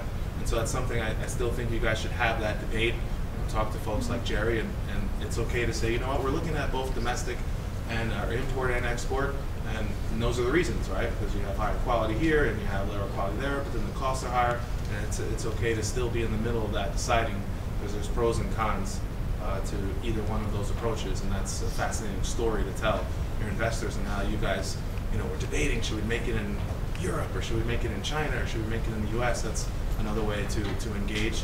And then another point on the pricing model for retail, maybe consider going with retailers selling your product, or internet-only brands, which have only been out for the last 5 years.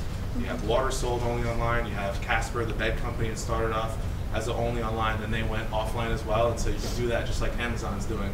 Amazon started only online, and then all of a sudden now you have Amazon Go, and you have stores offline. So it's okay to still be in the middle of that debate at this stage. Should we be online and offline or what have you? We're thinking of, obviously, when you get an order from Bed Bath & Beyond, it's going to be so exciting, it's going to be big, you're going to be everywhere. But at the same time, it'd be nice to hear you guys think through and debate, well, what if we competed against Bed Bath & Beyond? Oh, yeah? Wow, that's interesting. Things of that nature. But good job, thank you. So I think for now we're hoping to like sell our product online because it will be just cheaper, but in the future maybe to like get our name out more or something like that, we would go to and partner with Bed Bath & Beyond. And we're also hoping to partner with colleges because our main focus is on college students in their dorms because their beds are such weird sizes and their mattresses. So we're hoping that we can partner with colleges as well. So that'd be another benefit. Excellent. Just keep in mind, prices going up are never a good thing. So start high and go down. Okay. It's always easy to lower. Right. It's not easy to raise. Right. Yeah. Thank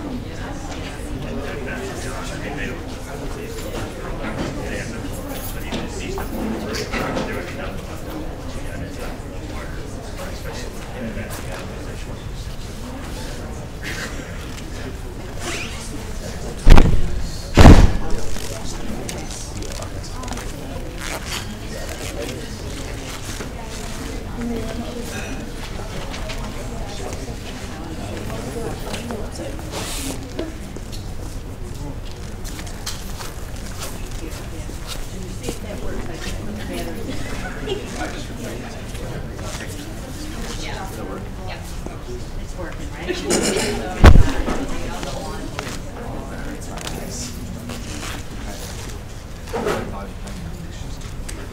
Hi, I'm Zach Young, and I'm a junior, and I came from Eastlake Academy. Hi, I'm Henry Jekchaz. I'm a sophomore right now, and I came from St. Joseph. Hi, I'm Megan Ford. I'm a junior, and I came from Prince of Peace. I'm Bobby Fitzpatrick. I'm also a junior, and I also came from Prince of Peace. And we are Inspire Labs. Hello, we are Inspire Labs. At Inspire Labs, we value the importance of innovation in the classroom. We also like to give students a place where they can share their ideas and also innovate or collaborate with others. This is why we also value the importance of creating an innovation lab in high schools locally. We would like to currently, Inspire Company is a not-for-profit idea that would like to create innovation labs in high schools in Lake County, Illinois. Currently, we are attempting to make one at our very own Carmel Catholic High School. So how we came up with this idea was, as three of us are juniors, we started to look at colleges, and one of the things that we noticed while looking at colleges was that a lot of them had this thing called an innovation lab. We weren't entirely sure what it was, so we started doing some research. We looked it up, and we realized a school really close to us, CLC, they had one, and there was also one being funded at Round Lake. So we started doing our research, and we realized how important it is for us to have one, because as a college prep high school, we need to prepare for that. So we thought that finding a way to fund one and get one into our school at Carmel Catholic would be a great business idea for Business Incubator. And now to get into kind of our mission statement. So we all think it's essential that motivated students here at Carmel should have the opportunity to really flourish intellectually and to create as they see fit. Also, as a college preparatory high school, Carmel Catholic should be equipped with facilities that enable students to do exactly that.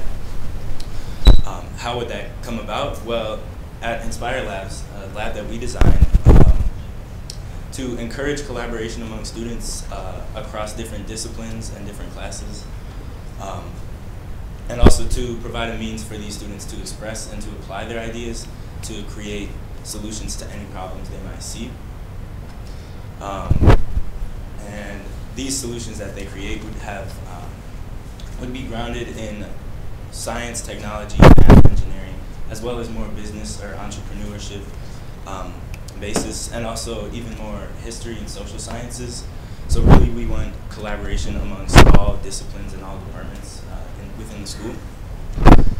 And now I'll take a second and show you some of our marketing materials. First off, we have our website. This is for students at Carmel when the lab is created for them to use, and this is more or less what I just summed up for you, our mission statement. Go ahead and go to the video. And this is also to just kind of immerse students in what we are.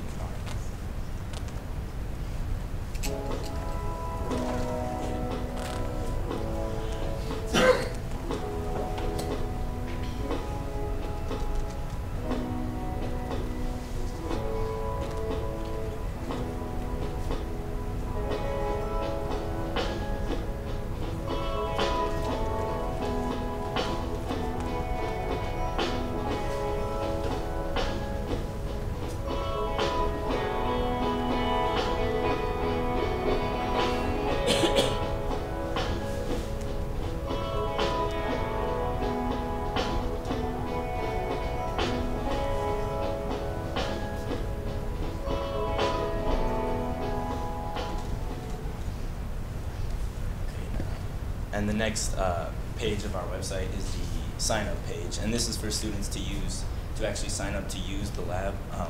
That way we keep a sense of order and make sure the lab is used for the purpose that we want it to be used for, and not a study area or a place for students to just hang out and enjoy the facilities. You can go ahead and click on that. So it's just to keep a sense of order and have a record of who's using the lab and for what purpose.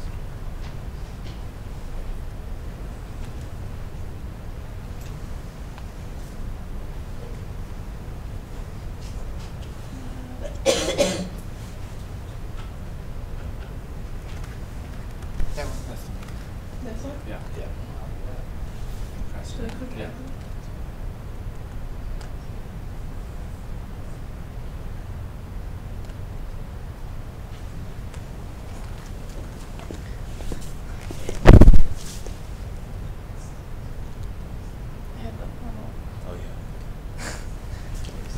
Okay, so this is our Inspire Lab EMC. So I'm just going to start from the left and go to the right and explain each box.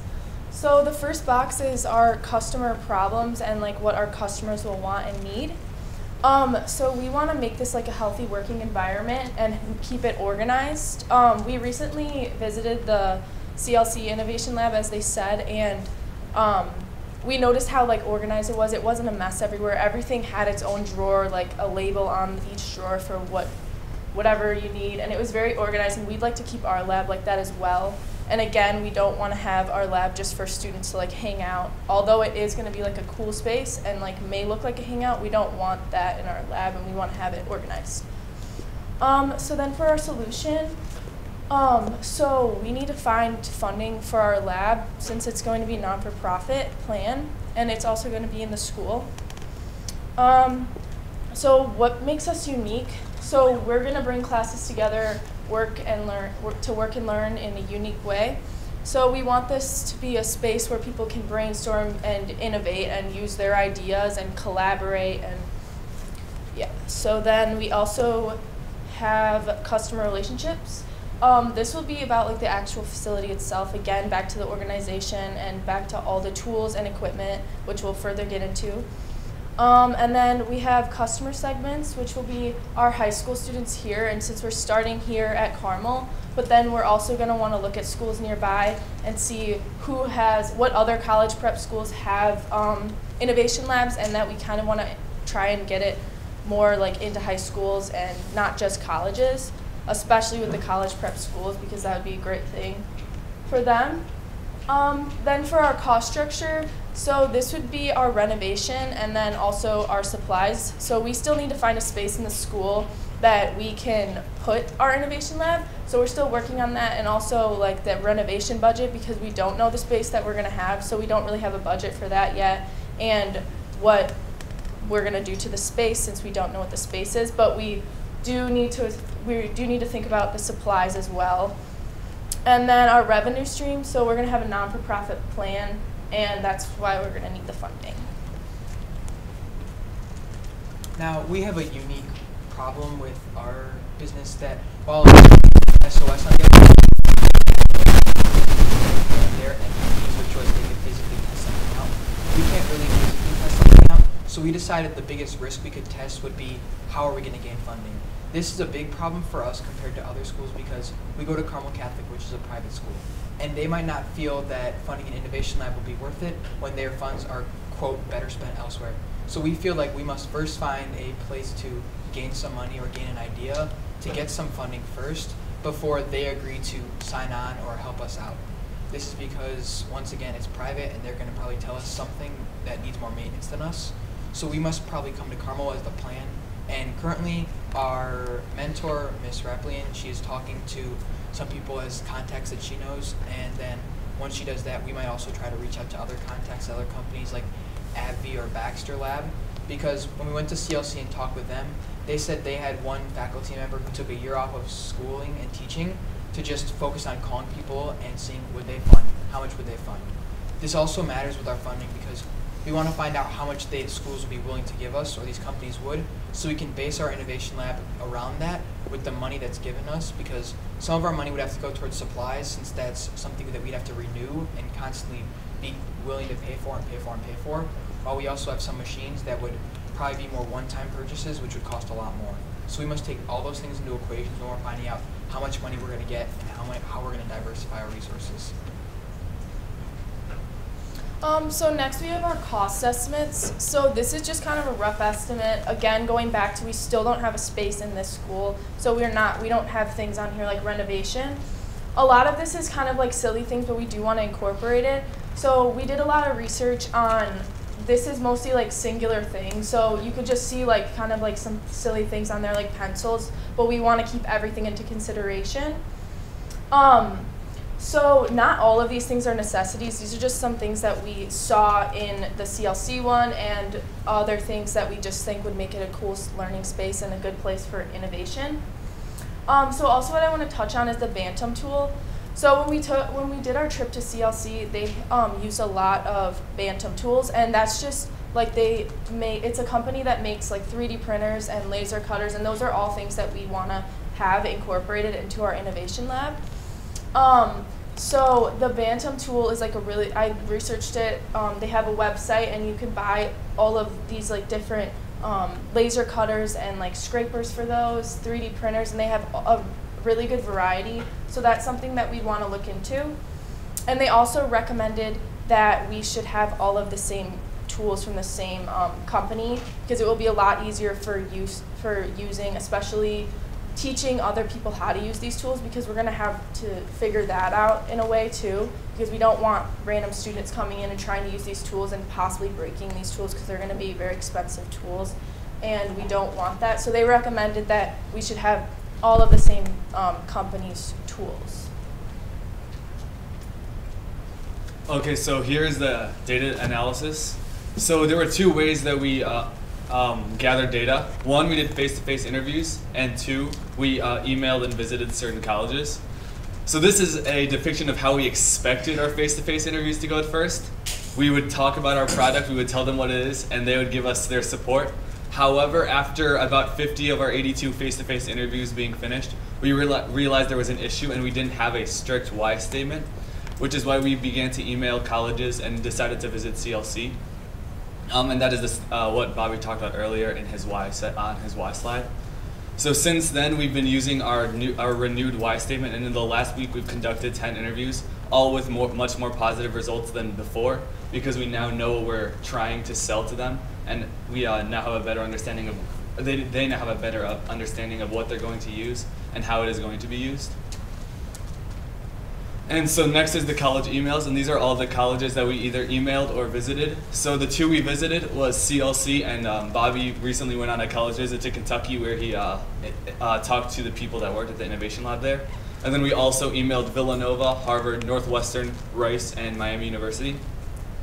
So the main thing we learned here was that there are so many different uses for innovation labs. For example, the Northwestern one is called the Night Lab, and they use it as a way to bring they mix their journalism and their engineering courses, so they can provide a newspaper for their students, and they also use it to provide more factual news, which is something we were looking at the beginning of the year, was finding a way to source out all this so-called fake news. That's something that their Northwestern's Night Lab works with. There's also Harvard's iLab, which is similar to a giant business incubator program. Students go in, they work completely on their own on their projects. It's more like an advanced learning course, and they create their products, they attempt to sell them, and I think they get funding. I'm not sure how it works exactly, but it's very similar to our business incubator course. And then the one I'm going to talk about more is CLC. So we recently visited theirs. We met with their lab assistants because the owner of the main teacher who works there wasn't able to meet us. And we learned about all their resources, how they got funding, how long it took for them. They said it took 1 year for the one teacher to find funding, another year for them to find how they were going to do it and find their resources, and then another 1.5 years to work with the school to find a time and a time to get the innovation lab built, because they had to renovate everything. They knocked down multiple walls, and since they were working on other projects at the same time, it was difficult for them to time it up. We believe it would not take as long since it's a smaller area we'd be constructing. So we're hoping that based on CLC's almost around 3 to 4 years, we're thinking we could take 1.5 to 2 years for our innovation lab. Something else we learned from there was how difficult it is to find funding. It took that one teacher a year just to find a local company, Baxter. So we're hoping, or we're a little worried about that, but we think we'll be able to do it with the help of our mentor, Miss Raplin, because she has a lot of contacts that, as Henry mentioned earlier, that we can talk to and ask for funding or ask for other contacts, and so we can branch out. One other thing that I forgot to mention during my slide was the amount of money that CLC was able to get from this company, Baxter. Baxter funded CLC with $170,000. Now, if we went back to Megan's slide earlier, for our initial cost of one of each thing, we definitely have to add more, but that was only $1,500. That's very minimal compared to $170,000.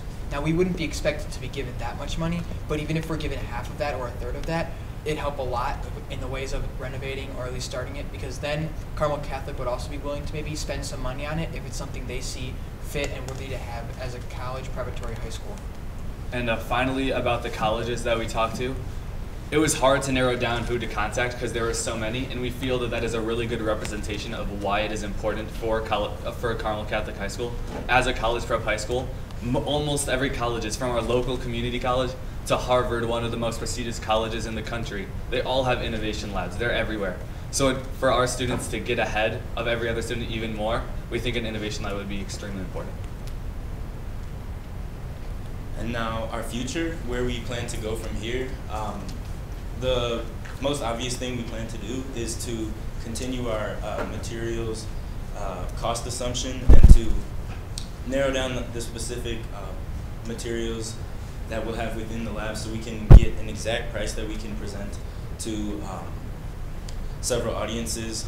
We would like to present this information to the school board to see what they would think of our idea and where they would allow us to build, and also to clubs and organizations here at Carmel who this lab would benefit a lot. And for example, the robotics team is at the time now they lack the proper facility to hold do their competitions and things. Narrow down our list to audiences and to move forward. And the other thing we need to do is get clearance from the school. So we are planning on setting up some interviews with the board, the principal, or the president of the school, so that the school knows what we're trying to do. We can get clearance from them to find funding, and hopefully eventually get the innovation lab finished before we graduate, if not soon after. And another that brings us to my final point about our future is we have to find a way to continue it after we're gone. That's probably going to be one of our more difficult things to do, because unlike CLC, it's going to be very difficult to hire a few people to stay there all day, work there, because unlike CLC, we don't have students that can go in there all day from like what hours, 7 to 5. We have set school hours where students are allowed to be there. So we were planning on possibly creating a club to run it. We think that would be extremely helpful because very good students who want this on their college applications and who are looking forward to helping out their community in these sort of ways would be able to help us with our innovation lab after we leave. So that concludes. Are there any questions? So is there no revenue stream associated with this? Well, there is a revenue stream, but not really directly.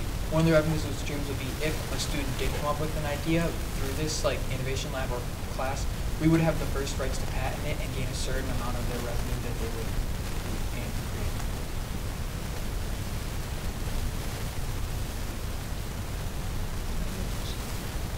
I think this is a really good idea for the school, and I can see the benefit that Carmel would derive from it.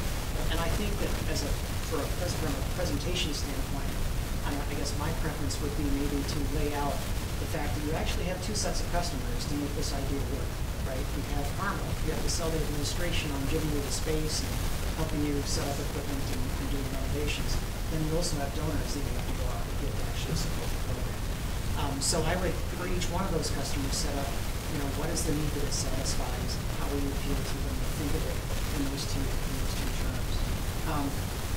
The other thing I would say is I wanted to ask about the CSE program. How does Baxter benefit, or how do they see their donation? Is it purely speculative, or as a donation to the school, or is there some kind of a benefit that they see long term for their organization? I think the main benefits that Baxter has seen, that actually wasn't a question we had asked them, but if we go back again or we talk to someone at Baxter, they might be able to tell us. We think one of the main reasons is because certain companies have fundraising divisions. For example, St. Jude's and most major corporations have certain divisions where they do focus on fundraising. It's more a way to give charitable donations, give back to the community, so they're able to put that as a company, maybe increasing more people to sponsor with them. And they also see it as a way to keep up innovation and follow something that maybe someone high up in the company believes in. Yeah, I think you'll want to put together a presentation specifically for what people have to show them. The last thing I would just say is just a tip. I know that Rust-Oleum does local, they do donations for local high schools. For example, Green Hills High School, I think they need a field or still in the field at one point. So they're an organization, and it's been a while, but I know some people that are not. Thank you. That'd be good. I think what would have been helpful is you guys have a design, or I know you don't know what the space is going to look like, right? But showing hey, this is what it would look like, or showing us what the CLC pictures of that. Because we're trying to think in our mind, what is, there's going to be 3D printer, there's going to be this, there's going to be that, but just showing, hey, here's how this space looks like, so it's visual, would be very helpful. Thank you. I like the branding. It was beautiful branding. Working on the kudos and the design. We talk a lot about branding because it's what the visual imagery that your customers and your presenters first see. The words and the taglines. When you have black and white in your branding, it's very bold. It makes the person think that you're taking a risk. When you add gold or silver or bronze, it says, on the one hand, this product might be expensive, but on the other hand, it's going to be high quality. When you put that together in a lab, it sounds like you're getting some of the feedback. Me sitting through the presentation, a little bit of a roller coaster because I didn't know what exactly was the product or what was going to be the revenue stream. But it's something where you eventually brought it around. It's a lab for innovation, and it's also an incubator. Well, that's very interesting. It's a way that you can tie in, because there's going to be two groups of people throughout your careers. When you throw out the word non-for-profit, you're going to have them sunk in a little bit. One is going to be family members. Oh, I want to start a non-for-profit. Or the investors. Thanks for coming all the way to downtown Chicago, all you wonderful private equity people. We're going to start a non-for-profit. And it's like, so you have to bring them back up. So I would say, and challenge the other group that has non-for-profit as well, feel free to use some other terms, charity, foundation, or NGO, or an institute, until you get to the point where there's going to be some revenue and we're going to use our profit for good. It's a little easier for the investor or even the family member in your future to know what you're going to do. We're going to start a non-profit. We're going to save the world. That's a good comeback. You immediately brought them back up. And I was thinking through as the others asked about the revenue, there are certainly people who buy innovation. And so if I'm going to go to your Inspire Lab and I'm going to create innovation, if you guys could be the provider of who's going to buy this innovation, whether it's a tech company, a local company, a university, or a government, those are people that buy innovation all day long. Those are also the same groups that will be probably most willing to donate, right? The local universities, what do they get out of it? They get future students, they get goodwill. You have wealthier organizations of people that need tax write-offs and things of that nature, and so you're providing a service for them as well. They need to give somebody the $5,000, but why not Inspire Lab? And those are also people who are going to be able to donate. And some companies and people can donate money. That's the easiest thing. But it might be hard for them. They don't have any money, but they can donate equipment, like this Epson, I believe, or a branded projector.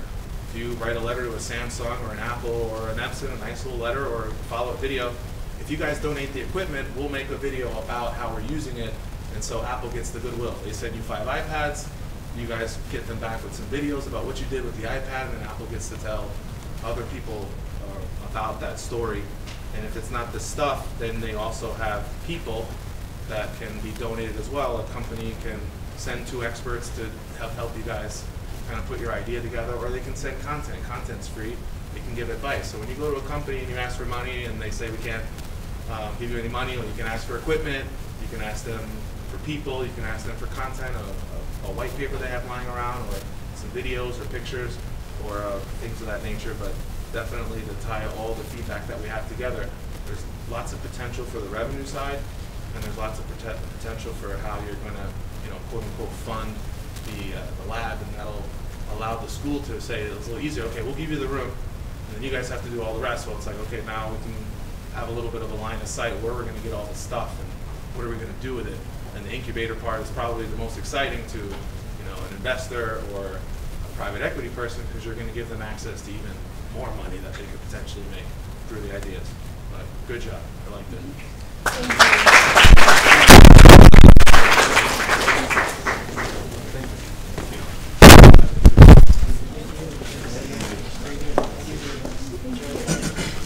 Thank you.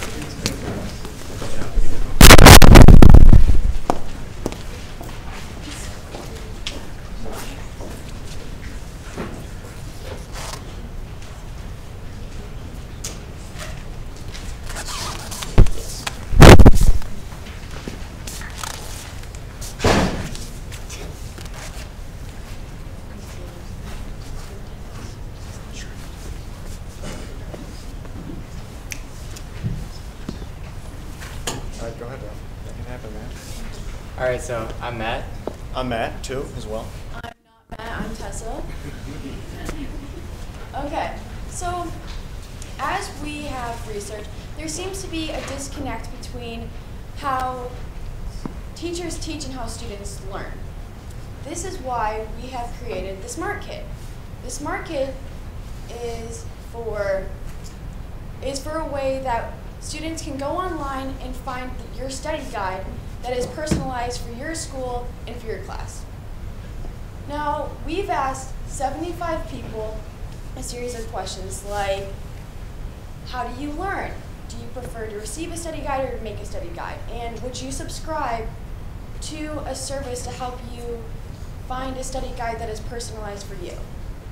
Now, some of the answers we got were, the #1 way people actually study is by using a study guide, whether it's from a website or from a friend or from a teacher. Now, we realized that actually people more like to receive a study guide than just make a study guide. So we've taken that into consideration of making our product. And then for what they subscribe, almost everyone said yes, they would subscribe and they would pay for our service, or they would use our service if their parents were to pay for it. So as students ourselves, we know often that we rely on our classmates to help us learn, make our own study guides. Over Snapchat, we're constantly asking them to send and stuff like that. So what the Smart Kit does is it compiles all the study guides that are already being made by these students, and it puts them into one database. It's personalized to each person's individual class. and it starts at the school and moves down. So the students upload their own material to the SmartKit, and then thereby their classmates are able to access their own classmates' work that is personalized to their class, their teacher, which you wouldn't be able to find anywhere online.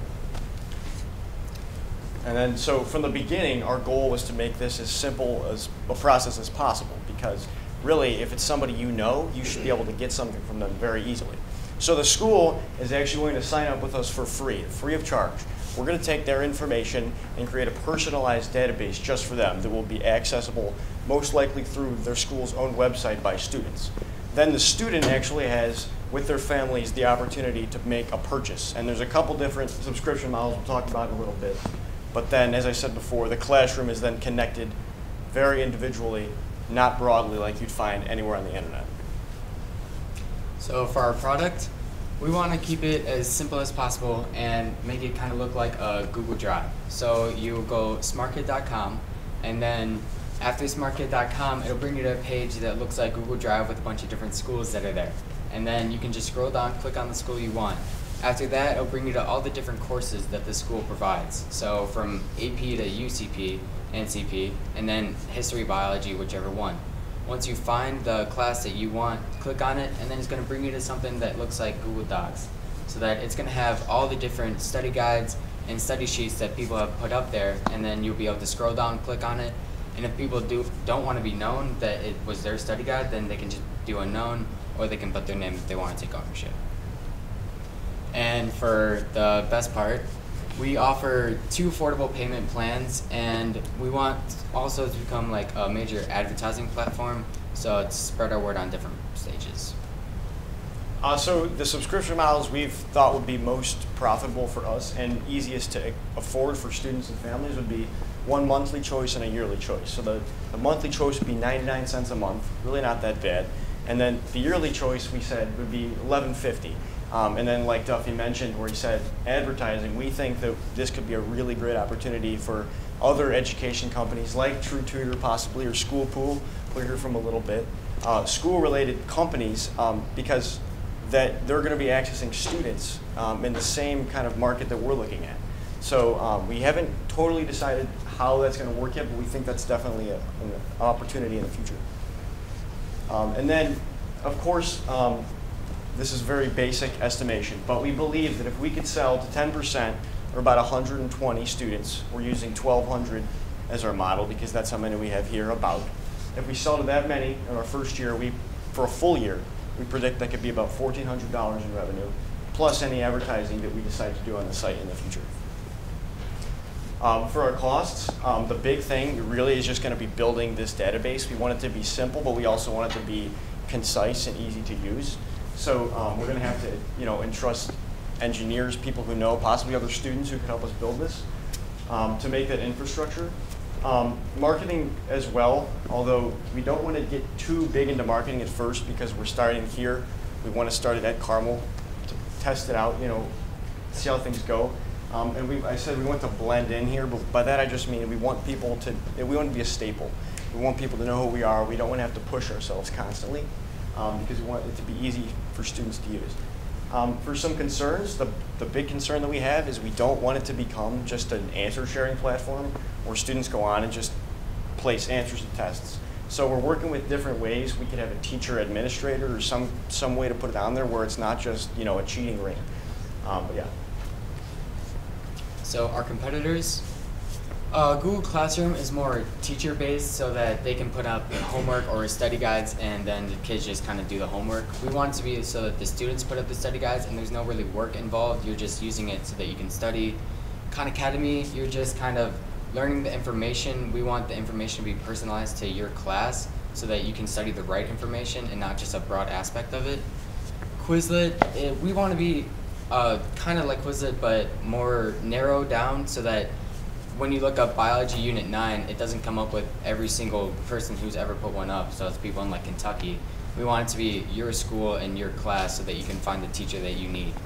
And then Kahoot's more of a game based so that you can have fun with it, and we could probably upload our study guides onto Kahoot. Now, for our game plan, what we want to start with is talking to some people who could help make our website so we could make it specifically for your school and for your class. And then our next step would be obviously to launch it. And then we want to brief Carmel, kind of introduce the idea to them, show them the positive aspects of it and how it can help them. If all goes well, then implement it into Carmel and try to run with it. And once we get the basics set, we do want to go ahead and research some of the advertising possibilities. And then if everything does go well here at Carmel when we start, we obviously would like to go and possibly expand to other local high schools. So this is our BMC right here. Value proposition, supplying students with a platform where they can teach each other. It's not just about the teachers providing materials for the student, it's about the students using those materials to help each other and actually help improve themselves. Mm-hmm. And our customer segments, if we go good in high schools, we want to ultimately expand to colleges and different platforms because we want the students to provide it for each other and not just the teachers telling you to do work. Thank you. That's all we got. Yeah. Have you considered the website versus an app both together, or one versus the other? We're thinking the app and the website can kind of be interchangeable, so that how it looks on your computer can look the same on your phone, and you can just access it right away. Okay. I definitely think they could work together and play off of each other, and that might help the subscription model and the revenue generating. When you first started talking about personalized study guide, when I was in school, there was Cliff Notes. I don't know if they're out anymore, but that's what I thought of. And those books for dummies, cooking for dummies, biology for dummies. I thought about those two things as I was just preparing for what you were going to say. And then when I saw your competitor page, that also could be the advertising pool, the potential advertisers that would advertise through your SmartKit app or website to the folks. And then I had never heard of a cheating ring. Hopefully that's not a real thing. We don't want to make one. And so, and as far as the platform, you're right. As new students take the class, if it was able to be iterative, where they could just add a little bit extra instead of, like you said, if 50 people take the class, you don't want 50 study guides on the same thing. But if there was a way through the platform where you tighten it, where you're only accepting certain things, therefore you won't have, the answers and things like that. They have to put their feedback, and if it just kind of gets better and better over time as each group of students work on it, that could be interesting.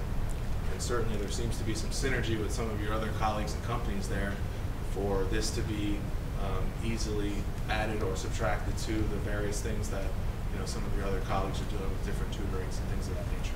Good job, thank you. How are you going to maintain the integrity of the information that's actually on the study guides? That was one of our biggest concerns from the beginning, because we talked to some teachers too when we were interviewing, and the main concern that they had was that, like, if they gave an assignment, the answers to the assignment would be posted, and then people in the future could use it. So at this point, the way we think we're going to fix it is having an admin who is a teacher, and they probably would not be posting anything on this platform, but because they have other platforms for that.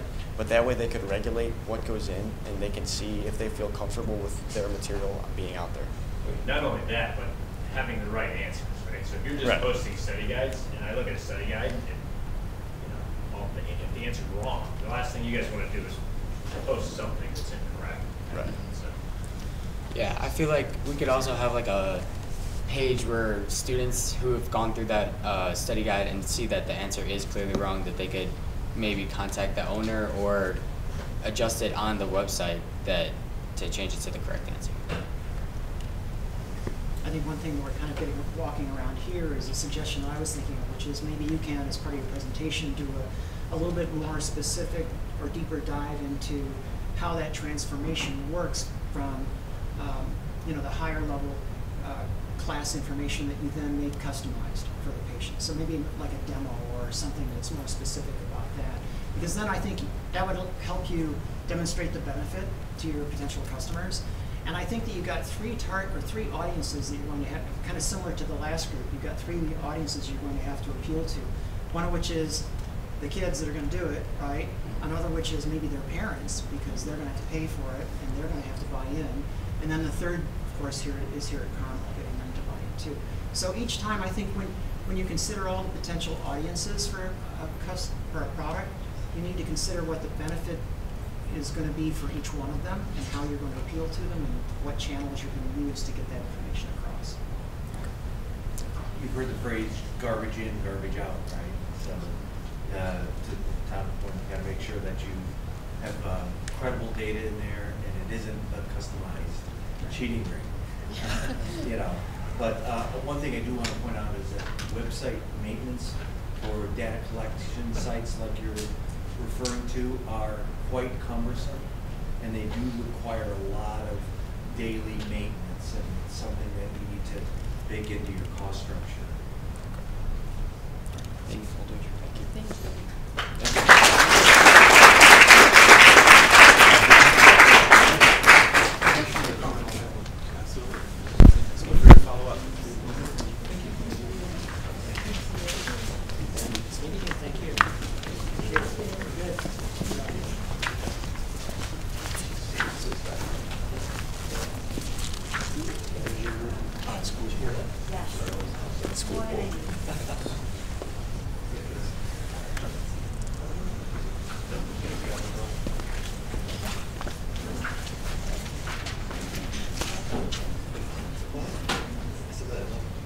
Hello everyone, my name is Casey Roman. I'm Brendan Collins. And we are the creators of School Pool. So we identified a few problems when we went into making School Pool. One was that working parents usually need help with getting their children to school, because if they're both going to work, then they don't have time to get to work and also get their child to school. We also found that upperclassmen are missing out on opportunities to make more money, like through School Pool. Or maybe if they don't have jobs, School Pool is an easy way to make a few extra bucks. We also found that new students, like freshmen, have limited opportunities with activities, and sometimes they struggle with making friends early on. So we actually found that School Pool would be a way to connect underclassmen and upperclassmen. And also underclassmen, freshmen and sophomores, struggle finding rides to and from school. I definitely struggled with this myself when I was running cross country. I struggled finding rides with friends and stuff like that who lived close to me, and School Pool provides a solution for that. So what exactly is School Pool? School Pool is a student ride service that offers students rides to and from school. Now this has two components to it. The first one is a scheduled time, where the parent and this driver coordinate a time, maybe weekly, every day, or whatever it may be. It's a scheduled time that's the exact same time. And then there's other one that works a little bit like Uber, which is an on-demand service. Now this one would be used more for like after school. Say you're on the cross-country team like he was, it'd be matching up with an upperclassman who could drive you home, who also lives in the same area, and then that would make it the easiest way possible to get students rides to and from school. So our current solutions, people now who can't get rides, they ask family and friends for a favor every once in a while. Also the bus system, which costs money, and then also the difference between School Pool and the bus system is that the bus system makes many different stops along the way, whereas School Pool, if you're the driver, you're making one stop then to school, and then if you're getting picked up, then you're just going straight to school. And also Uber and Lyft, the way, I forgot to mention it, but also all of our drivers, we're aiming to have every single person a student from the Carmel Catholic community. So students will be driving the other students, and then that's our difference between us and Uber or Lyft. So our unique value proposition, really what makes us different is that we try to value safety through things like what Casey was saying with the scheduled driving. So we really want to encourage parents and students, because generally parents wouldn't trust juniors and seniors to be trusting their kids to school. But through the scheduled driving, we encourage these driver meetings where parents would meet with their potential drivers and then figure out if they would be a good fit and if they trust them. Also, we promote, as I said earlier, we promote a relationship between the student driver and the underclassmen. And we see, like I said, freshmen could really struggle with making friends in the beginning, and this is a good way for them to get a quick connection into the school, so that they have someone they can refer to in the hallways and someone they just know. So our customer segments, basically our target market are the busy parents, parents who both have jobs and they might have to go in early some days or stay later for a meeting unexpectedly. Also, Teens 16, 18, those will be our drivers, juniors, seniors. And then the high school underclassmen would be the kids who have the busy parents, obviously, who can't always get a ride to and from school every day. So some of the costs that we were calculating, our startup cost would mostly be cost for developing an app and a website and buying a website domain. And then our cost of goods sold, that would basically be mostly made up of just insurance, which could potentially be high because of problems with teenager drivers for sure.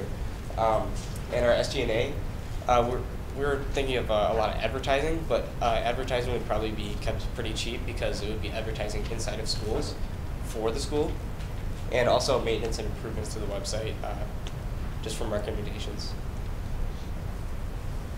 As for our revenue, our basic way to make money with this app would be to take about 18% out of the driver's what the driver makes, and this is unique because it's actually cheaper than what Uber does, which is about 20% I think for Uber and then 25% for Lyft.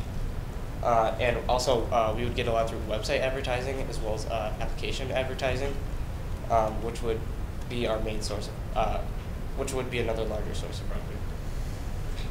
So our MVP, our minimum viable product. So basically through our website, we have a contact page for parents to fill out their information for us to get in contact with them. And these are obviously the interested future customers.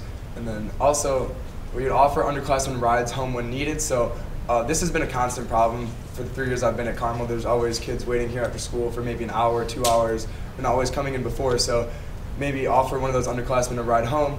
And then one thing we're also looking into is the message notification system. So if a parent is in a meeting or something of that sort and can't always get to their phone, or if the kid's phone dies, when they get in the car with the other student, it will send the parent a text message notification to know that their child has safely gotten into the car and is getting a ride. And then also we like to receive direct feedback from the parents and the students, but the parents especially because they're the ones who are going to be paying for this, allowing their kids to drive with the other students, so their feedback is very important.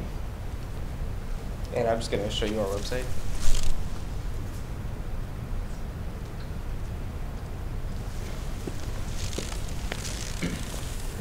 All right, so basically our website describes a few things about School Pool. So scroll down. So basically how it works, like Casey described, there's an on-demand system into scheduled driving. And what's also our pricing, it's very cheap for parents, and the student driver is going to get a good cut out of it with only 18% takeouts of what they make. And it also describes how we benefit parents, student drivers, and the underclassmen. And this is basically what Casey was talking about, and we would want to have parents and student drivers contact us through this, and we would have them exchange numbers and then figure out, they could set up meetings with each other and then figure out what they want to do for driving their kid to school. But the app would be much more efficient because the app, we plan on having student profiles and basically not only matching your location, but in some cases your personalities if you want to get to know this person better so you can be friends.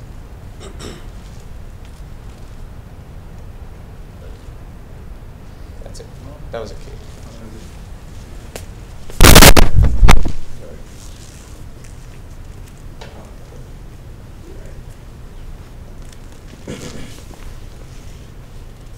And for our risk assumptions, something we would definitely be worried about is communication error between an adult and a student teenager because, it may not always be reliable to have, they're teenagers, what can you expect really?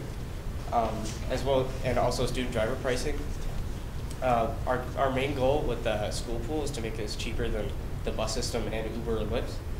And we're not sure more data needs to be collected still, but we want to find out how much students would be willing to get paid for driving kids every morning. Also, far distances are definitely something we need to consider. and how that would be calculated.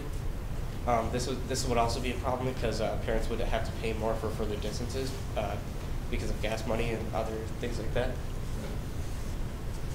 So our next steps, one thing we would like to do, as you just said, is collect more data and get people's feedback. More opinions is always better. And taking School Pool website live, we haven't taken it live yet. It's been in the making so far, and we're constantly trying to make it better. And the advertising throughout Carmel. We're also in the Crossroads, where it's a very busy area in the school. It's where 4 different hallways come together. They have TVs, and we're hoping to get some approval from possibly the deans or the principal to advertise School Pool up there, maybe a couple weeks in advance before we actually make it live. And then also expanding to other schools. This is like one of our bigger goals to go on to after we hopefully get it out through Carmel. We're hoping to also get it to other schools in the area. Questions? As I travel all over the world, I find the ride-sharing concept to be fascinating. I was literally in a rainstorm in Brussels, Belgium, and I needed to get to Louvain at 11 o'clock at night, and my trusty Uber got me a reliable, safe driver. So I kick myself for not inventing that concept. One of the challenges those ride shares have is a supply and demand. You know, in the world that you're talking about, the demand is going to be up pretty much at the same time all the time. So you may want to expand that supply base to go beyond students that are within this area. The one thing I love about Uber is that I know exactly who's picking me up. I know their license, I know their car, and they know everything about me. And I love the idea of the text message to the parents to let them know. Because I actually know of the instance where a child was using Uber every day to go to school, and it's actually illegal. Oh, really? To have someone under 18 going into a passenger car without permission. So, good job. Thank you. So at the beginning of your presentation, as soon as we were like a sentence or two in, as soon as I even sniffed competition to Lyft and Uber, I was like, yes, do it. Right? Because there's brands that we all buy that we just sometimes don't like. You know, we send our utility bill in, and maybe we just don't like the company, but we have to. And Uber started that early with the bad guy vibe from their management team to their services to their drivers, and they're kind of like the bad guy. And then Lyft came out, they tried to be the good guy, but they kind of came out and kind of did the same thing. And so I have both of the apps on my phone. Why? Because as Jerry mentioned, if you're in country A, they don't have Uber, you gotta use Lyft, or you're in city B, and so parents would love to have option C, something just for children. The first time a student came and told his parents they're gonna drive a taxi or take a taxi to school, it was probably like, no, absolutely not, you're gonna take a taxi to school. And now they take taxis to school, probably the same thing with Uber and Lyft. Dad, I'm gonna take an Uber to school. No, you're not, what's Uber? And so something like School Pool comes out with a much softer, friendly approach. I'm in an area that has pre-K4, meaning 4-year-olds go to kindergarten. I got the letter saying that I could have a school bus, and I was like, well, I'm not comfortable with my 4-year-old on the school bus. And so you see all these little pockets in the transportation game where you guys seem to be answering all of them, you know, with the opportunity. And there are investors out there, we just have to find them, that are itching for that fight against Lyft and Uber because they're not liked. And you have a specific niche where you're not talking about business travels all around the world, you're talking about school-age students, and there's certainly no service for younger kids, 4, 5, 6, 7, 8-year-old kids. I don't know if that was something that you thought of, but they need rides to school, and they're the ones where the parents are the most sensitive about it because they're just starting at going to school for the first time, or they move to a new district. Also in rural areas, I don't know how far out the student who lives the furthest from Carmel, but I'm guessing it might be an hour and a half, maybe as a max, or maybe even more. But those kinds of students would definitely benefit from this program. And as far as the stretching out the students to adults, maybe the shorter rides, the younger students, you'd be comfortable with like a sophomore going, I don't know, like 3 miles, whatever the case may be. But then if you're a parent, you kind of probably want an older student or a young adult to do the long rides, like the half hour. And you could even tie it into some of the other values. What do we do for an hour in the car? We'll listen to some music, we do some talking, and then we also load in the study guide, or we get ready for school, or we listen to coffee. You know, something, yeah, it's coffee on the way. And so, and I think the last thing was to find a way to borrow from some of your colleagues some kind of contribution back to the school or to the community through a free ride, maybe for underserved students or communities, where 10 cents from this ride is going to the kid who can't afford it, or to the parent, or maybe it goes back to the school and do the scholarship thing. But yeah, and I liked the website having the artificial intelligence, the chat pod in the lower right corner. Let's chat. I think all of us who are going to be launching websites should definitely have a chat pod or a piece of artificial intelligence. It could be as simple as frequently asked questions, and it's like a fake person. It's like, hey, it's Betty, I'm ready to answer your questions. It's all built in, but that's certainly something that tech companies and people in the future are going to expect from any website, is to have that automatic customer service, little chatbot, artificial intelligence. So very impressed. Thank you. I just wanted to touch on one last thing. I like how you said giving back to Carmel. We bounced around the idea of possibly doing it for service hours here at Carmel, but because we were worried about the insurance possibly going up, like how much, if you were driving your vehicle for private business purposes, how much would your insurance go up? But we called the Allstate Insurance, and they said it only goes up $10 through the 6 months. So that's why we decided to go with with money instead of service hours. That's a good point. It's Jerry's point about Uber and Lyft and knowing who the driver is. From that standpoint, you're going to have to copy and paste. We're going to expect you to have the same process that they used. Some of it's kind of weakening now. Take a picture of the car and you hide it then. But you're going to expect that your drivers go through that same process, that they're certified, they have your picture, you have your license, and some people you're going to have to decline. Same as Uber and Lyft say, oh, you have too many X, Y's, and C's on your driver record, or your car doesn't meet our minimum standards, so that it's seen as just like Uber and Lyft as far as the quality, but we're focusing on students and parents, school activities as well. So it's just a ride to and from school or to and from a school function. And that could also expand the opportunities. And to Jerry's point, I love the text messaging notification. That's exactly what parents would expect as you're in a business meeting and it's 4:10, whoop, school pool picked up Mary, good. One less thing to worry about and move it on. That's why I think Tom's interesting from a liability perspective would be, or opinion, I mean, would be really interesting on a concept like this. But I wanted to say that I really like this idea. And I'm a car nut, and I read every car magazine out there every month.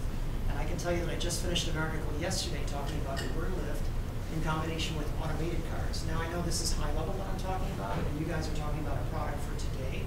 But as automation occurs, this is the kind of thing that I think that the auto industry wouldn't even be interested in long term. I mean, that's a ways off, right? But if you get yourself established first, because Uber and Lyft are going to be the same thing. They're going to be, the car manufacturers are going to be supplying cars to Lyft going forward as part of automated cars.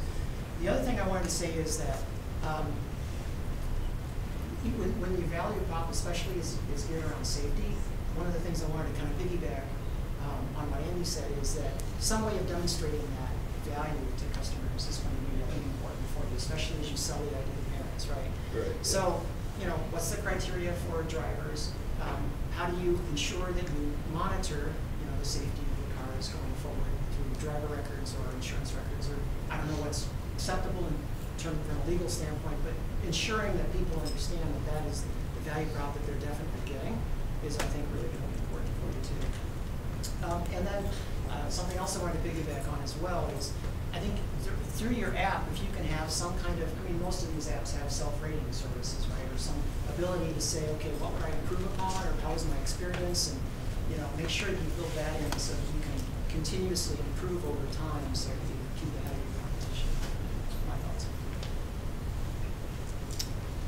Yeah, I don't know. I mean, obviously my area of the law is a little bit different than this, but from a regulatory standpoint, this just screams of what are your issues, right? You've got younger kids driving other kids, you've got insurance liability, there's just a lot of things that you've got to take into consideration, and you're going to be on a smaller scale than an Uber or Lyft who can, their profit margins or whatever they are. If you're trying to make money on it, you're not going to be able to compete with them on a price standpoint, just because of all of your costs are going to be, you're going to have a set number of fixed costs, and they've got people going 24 hours a day. You're going to have people going an hour or two before school and an hour or two after school. So those are just, things you got to keep in mind. Don't sell it as I wouldn't sell it as a competitor to Uber or Lyft. I'd sell it as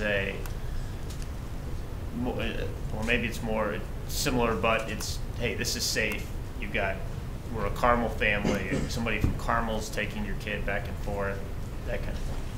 Yeah, it's very niche competition. You definitely can be comfortable charging a little bit more than Uber and Lyft because the parent's paying a premium. And by the time you're in your third or fourth month, all the parents are going to know all the drivers, almost like a Carmel school pool crew, and you kind of know, oh, what happened to Larry today? Oh, Larry has a volleyball tournament, so it's Mary, but you already knew that Mary was a part of it, so it's like with Uber and Lyft, you have no idea.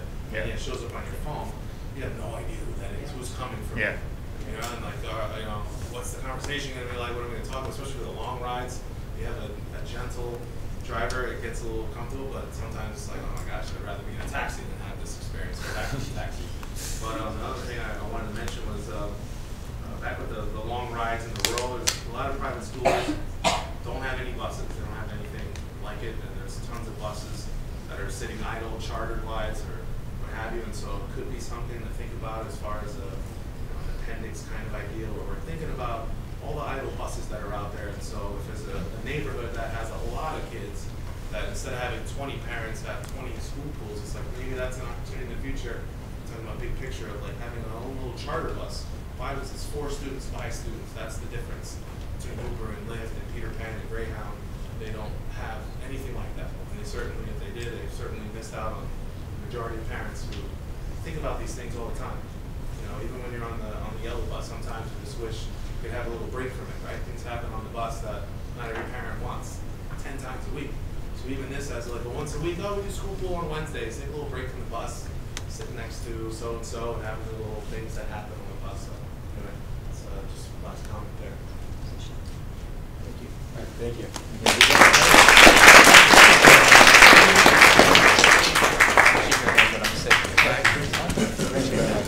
I'm not sick.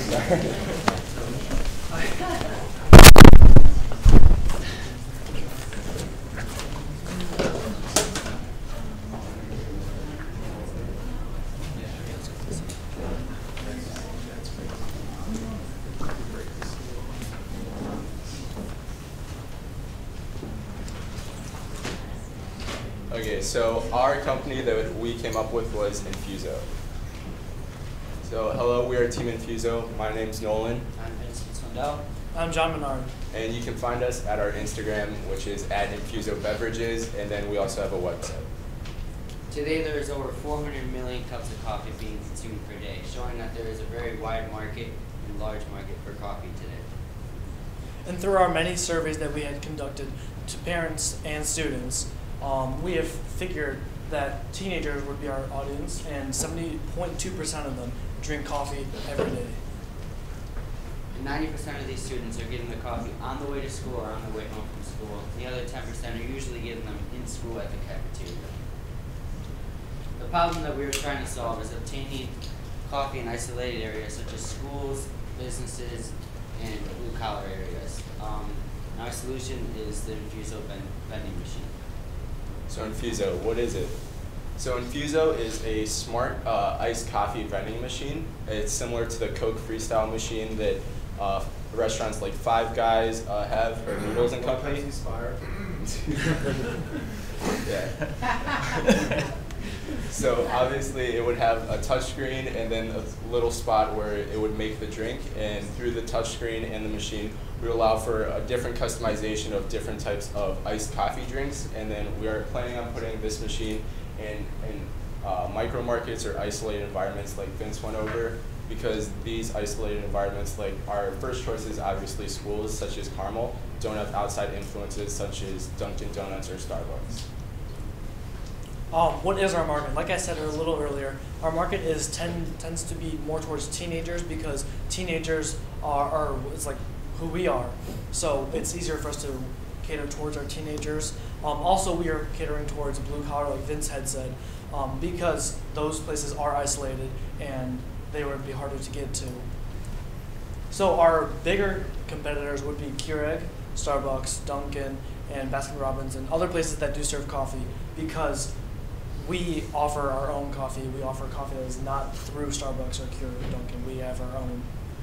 And obviously companies like those are very large competitors, which plays into the part that many people are really accustomed to these certain brands, and getting people to kind of shy away from that and with a new concept such as Infuso may present a challenge. So the MVP type we went with is more of a smoke screen, but we also have that prototype aspect. Obviously, we wanted to kind of go with the prototype, and we ended up talking to a couple people in the engineering department here at Carmel, and we found out that obviously that will be an expense we have to commit to. So for right now, we're focusing more on the smokescreen aspect. So with the smokescreen aspect, we're going to judge our success rate by how many people register, and just want to attain more information on our website. So if you go to the next slide. On our website, we have a little information like contact area, which allows people to just kind of give their personal information, and we're going to garner our success rate off this by the amount of people that sign up. If 50% of those people who sign up are interested in returning when we recontact them about the viability of our product, if 50% of the people who sign up on here want to follow up and want to just kind of figure out more about this product, we judge that as successful, even though we aren't able to make a physical model yet. So our value proposition, the ultimate value proposition is an easy way to get the coffee in our customers' hands without them waiting in the line, getting out of the way, going to Starbucks or Dunkin' Donuts, maybe being late to work or to school. So our way is an easy, creative way to customize their coffee by going to the vending machine, using the touch screen to use what size they want, what kind of drink they want, how strong they want their coffee, and also a machine where they don't have to wait in line and have people making 10 people's orders trying to get stuff done. They can go to the machine, type it in, get what they want within 15 to 30 seconds. And then another aspect of this that is kind of unique to our product is with finding our supplies, we're actually going with coffee concentrate, and we actually looked on wholesale websites and found that you can get 32 ounces for about $10. And even though 32 ounces may seem like a little small, it is concentrate, so that does go a long way. And then we're gonna kind of, that's gonna lead into how the flavors are created with creamers, powdered creamers, and through the culmination of the coffee concentrate and the powdered creamers, we will have these many different options that can cater to the customer's needs and desires. So these are our finances and costs. So the revenue model we decided to go with was a transaction-based revenue model. As Vince kind of talked about earlier, our machine and the customer, it's going to be a one-to-one communication aspect between the machine and the customer. And obviously us, we won't have really any interaction with the customer. And another beneficial aspect of the transaction-based revenue model is that it allows us to better project and predict our sales over the next couple of years. And this allows us to have that linear chart of where we want to be over the next couple of years. So our major costs would be the actual machine itself, as we are not selling the companies our machine, we are actually leasing it to them. Another major cost would be, like Nolan said, it would be the concentrate, it would be the powdered creamers, we need the sugars, and etc. That's a major cost because you can't really make coffee without the ingredients to create the coffee. And our third major cost would be the service to the machine. With every machine comes service, whether it is to restock it or whether it's to clean it out. With ours, with our machine, we actually started with a hot beverage machine and realized how much it would cost to maintain, how much more it would cost in the long run. So we took it down to a cold beverage machine, which is easier to maintain. The service includes restocking of the ingredients and cleaning out so that we can ensure that our customers get a good cup of coffee in the morning.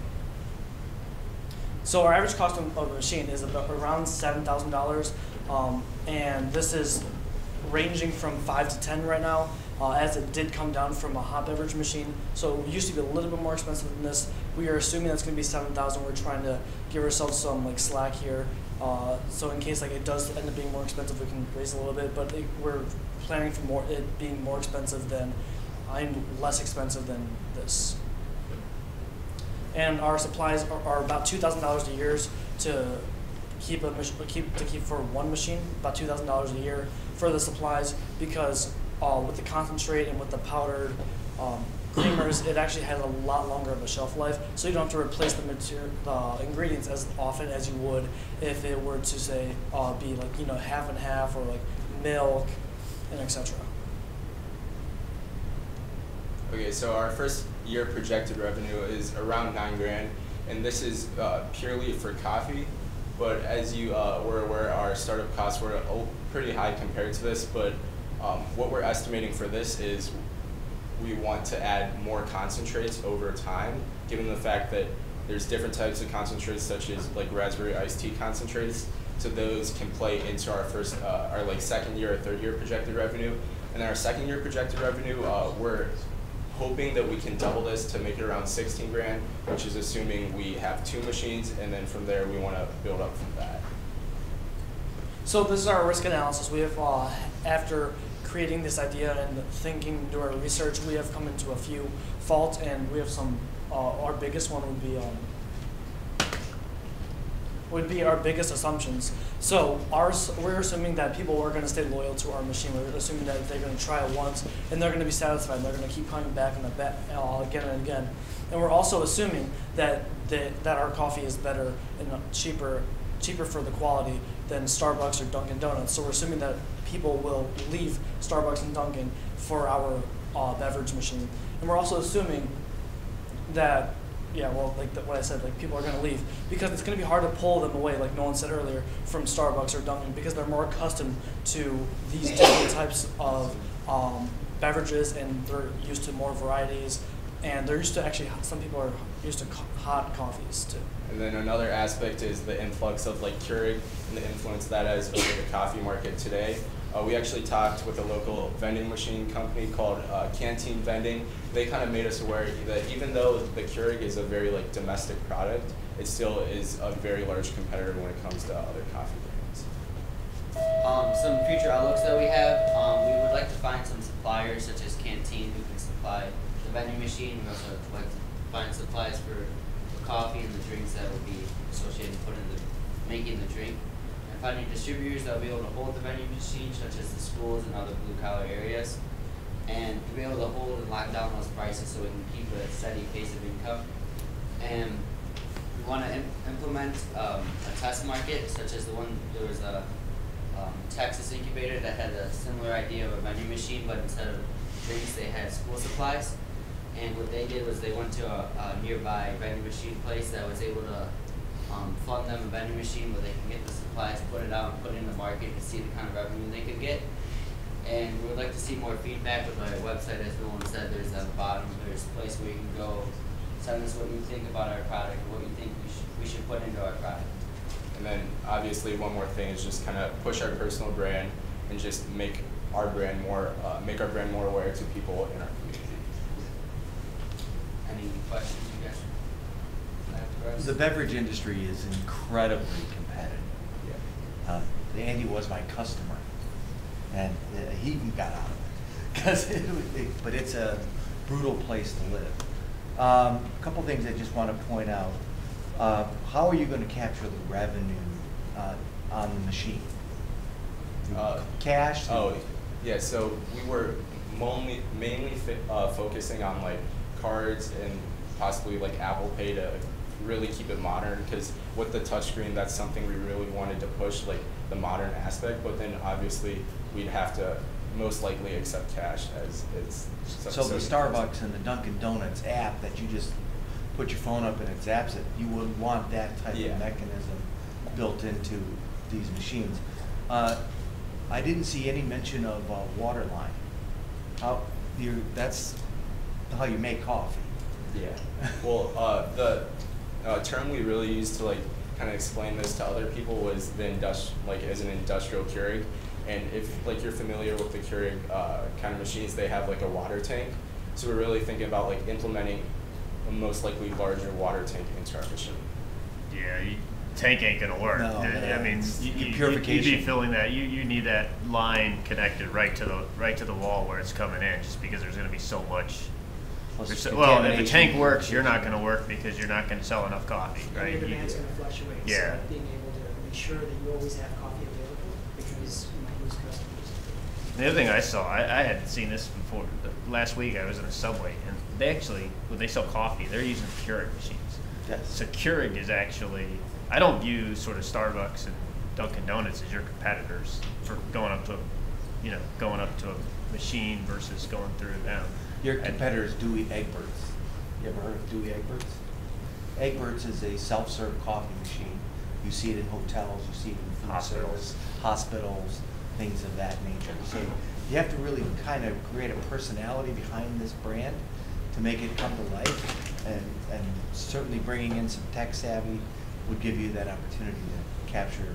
That's where I'm with you, Tom. That's where I see it living in a hospital and a fast food restaurant. I mean, Cornelius made a fortune on soda machines, and when's the last time you had somebody pour you a soda or water? Nothing.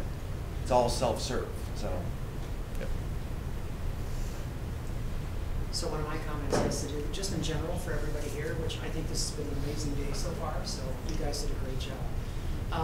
But just as a general comment, I saw your revenue projections and so forth. I think if you're going to sell an idea either to senior management within a corporation or the sharks, like we are, you'll want to give some sense of how they can trust the numbers. And I think that's maybe something that Amy's been bringing out occasionally as well, is to have, where do the numbers come from?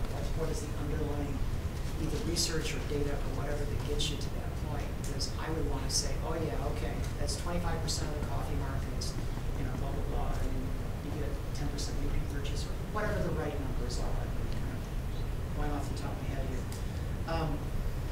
The other thing, and I was going to say, I had the same thought. I think your real competition is not so much the Starbucks locations, but it's other vending machine suppliers and so forth. And so making sure that you understand what your value prop versus them is going to be critical. But good job. It's very bold to go after the beverage industry at Dairy. It's extremely competitive. But the good news is there's plenty of money to be made in beverages. Humans have to drink beverages all day, every day to survive. And so today we're going to drink it, tomorrow, etc. So there's always an opportunity. Hence, you see a lot of competitors coming in. And smart vending is certainly a hot topic in the industry. You guys mentioned Coke Freestyle. I was just joking around. Thanks for taking that in stride. Pepsi came out with this competitor Spire, and then Pepsi tried to one-up Coke by having a Hello Goodness, which allowed it to sell not only beverages but also snacks. And what that did was kind of introduce smart vending to another level, where the computer chips inside of the vending machine is talking to the home base. So when you talk about maintenance, it's trying to tell you ahead of time that there's some maintenance needs, so that the person who owns it, the shop owner or the buyer of Infuso, they can do a little bit of that maintenance, so you don't have to wait for somebody to come. And so that's the future of smart vending. And also keep in mind the Tesla car models. The first ones that came out years ago, it's like an app. You could still update that car. And so even though it's 5 years old, it's going to be able to do self-driving and do things that aren't even legal now, because they built that capability into the car, so that eventually. So when you talk about a smart appliance, it's about also getting people excited, where it's just like your phone. There's things that this coffee machine will be able to do that we can't do now because of technology, but the price of the technology is coming down, and we're going to download an update. And so when you talk about cold versus hot, think about how companies have to have pipelines, like multiple years worth of products. So it's like today we're launching with just an industrial version. You need a water line, you need all these various things, but we already have version 2.0, 3.0, 4.0, thinking about it where the filter of the pitcher is better. This year we can do cold, but the next year version is going to be able to do hot and cold. So you have that kind of pipeline idea. You get the investors really excited. And the machine versus product is very interesting, right? Because Keurig is one of the few brands that sell you the appliance and the coffee.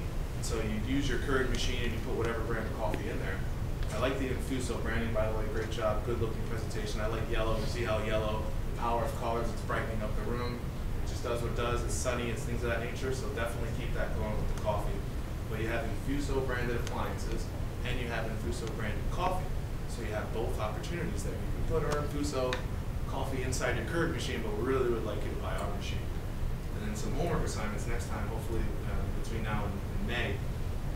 Put a couple of machines on there, because many people don't know what appliances we're talking about here.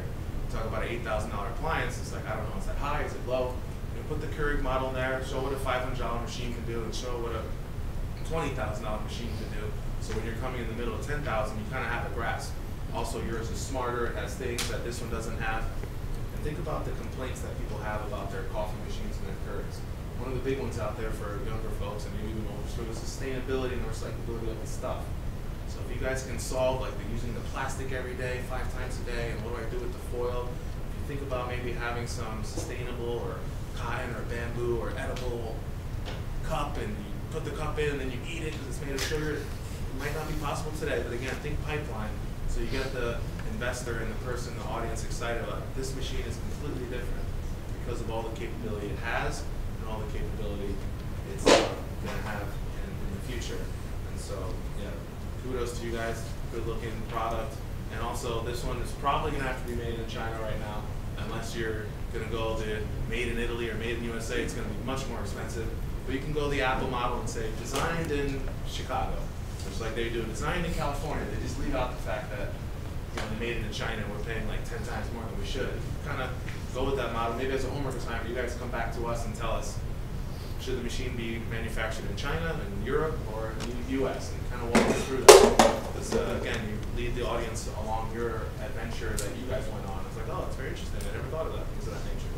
Good job. I just want to add one last thing too, by the way, to this. So, if you're entering into an established market, like you folks kind of would be, because you have established industries that you're going to enter into competition with to some extent, looking for as much very clear and sharp differentiation as possible is really critical. And something that Annie just said that really struck me is that I know that there is some negative, negative press out there about Keurig, for example, because of the waste that you have with it. So if you, for example, if you could have something that is sustainable, that is reusable or so forth, that differentiates you even further, to me that would be a good idea. One thing we actually kind of talked about was having incentives for people bringing in reusable bottles to fill up, and we talked about having these incentives like being a lower price or something along those lines to just play into that greenhouse. Kind of like Trader Joe's does with bags, where you bring your own bag. Yeah, because in the past we've actually had like sort of a reward system that we had in play, but it kind of didn't really work out and make it to the final cut because mostly it would be really hard to implement, be really hard to like topple the Starbucks and Dunkin' Donuts, because that's kind of the Starbucks industry. Like you think of like using your phone to pay for, or like rewards for coffee, you think of Starbucks right away. I mean, it'd be hard to take Starbucks out of that. Like we were saying, because there's like the brand loyalty. People are like pretty loyal to Starbucks, and they'd be like, why would we do this when they could do that at Starbucks? But it's mostly the convenience of having the product at your destination. Is that what we're trying to sell the point? But the recycling, eco-friendly is something we will take into account.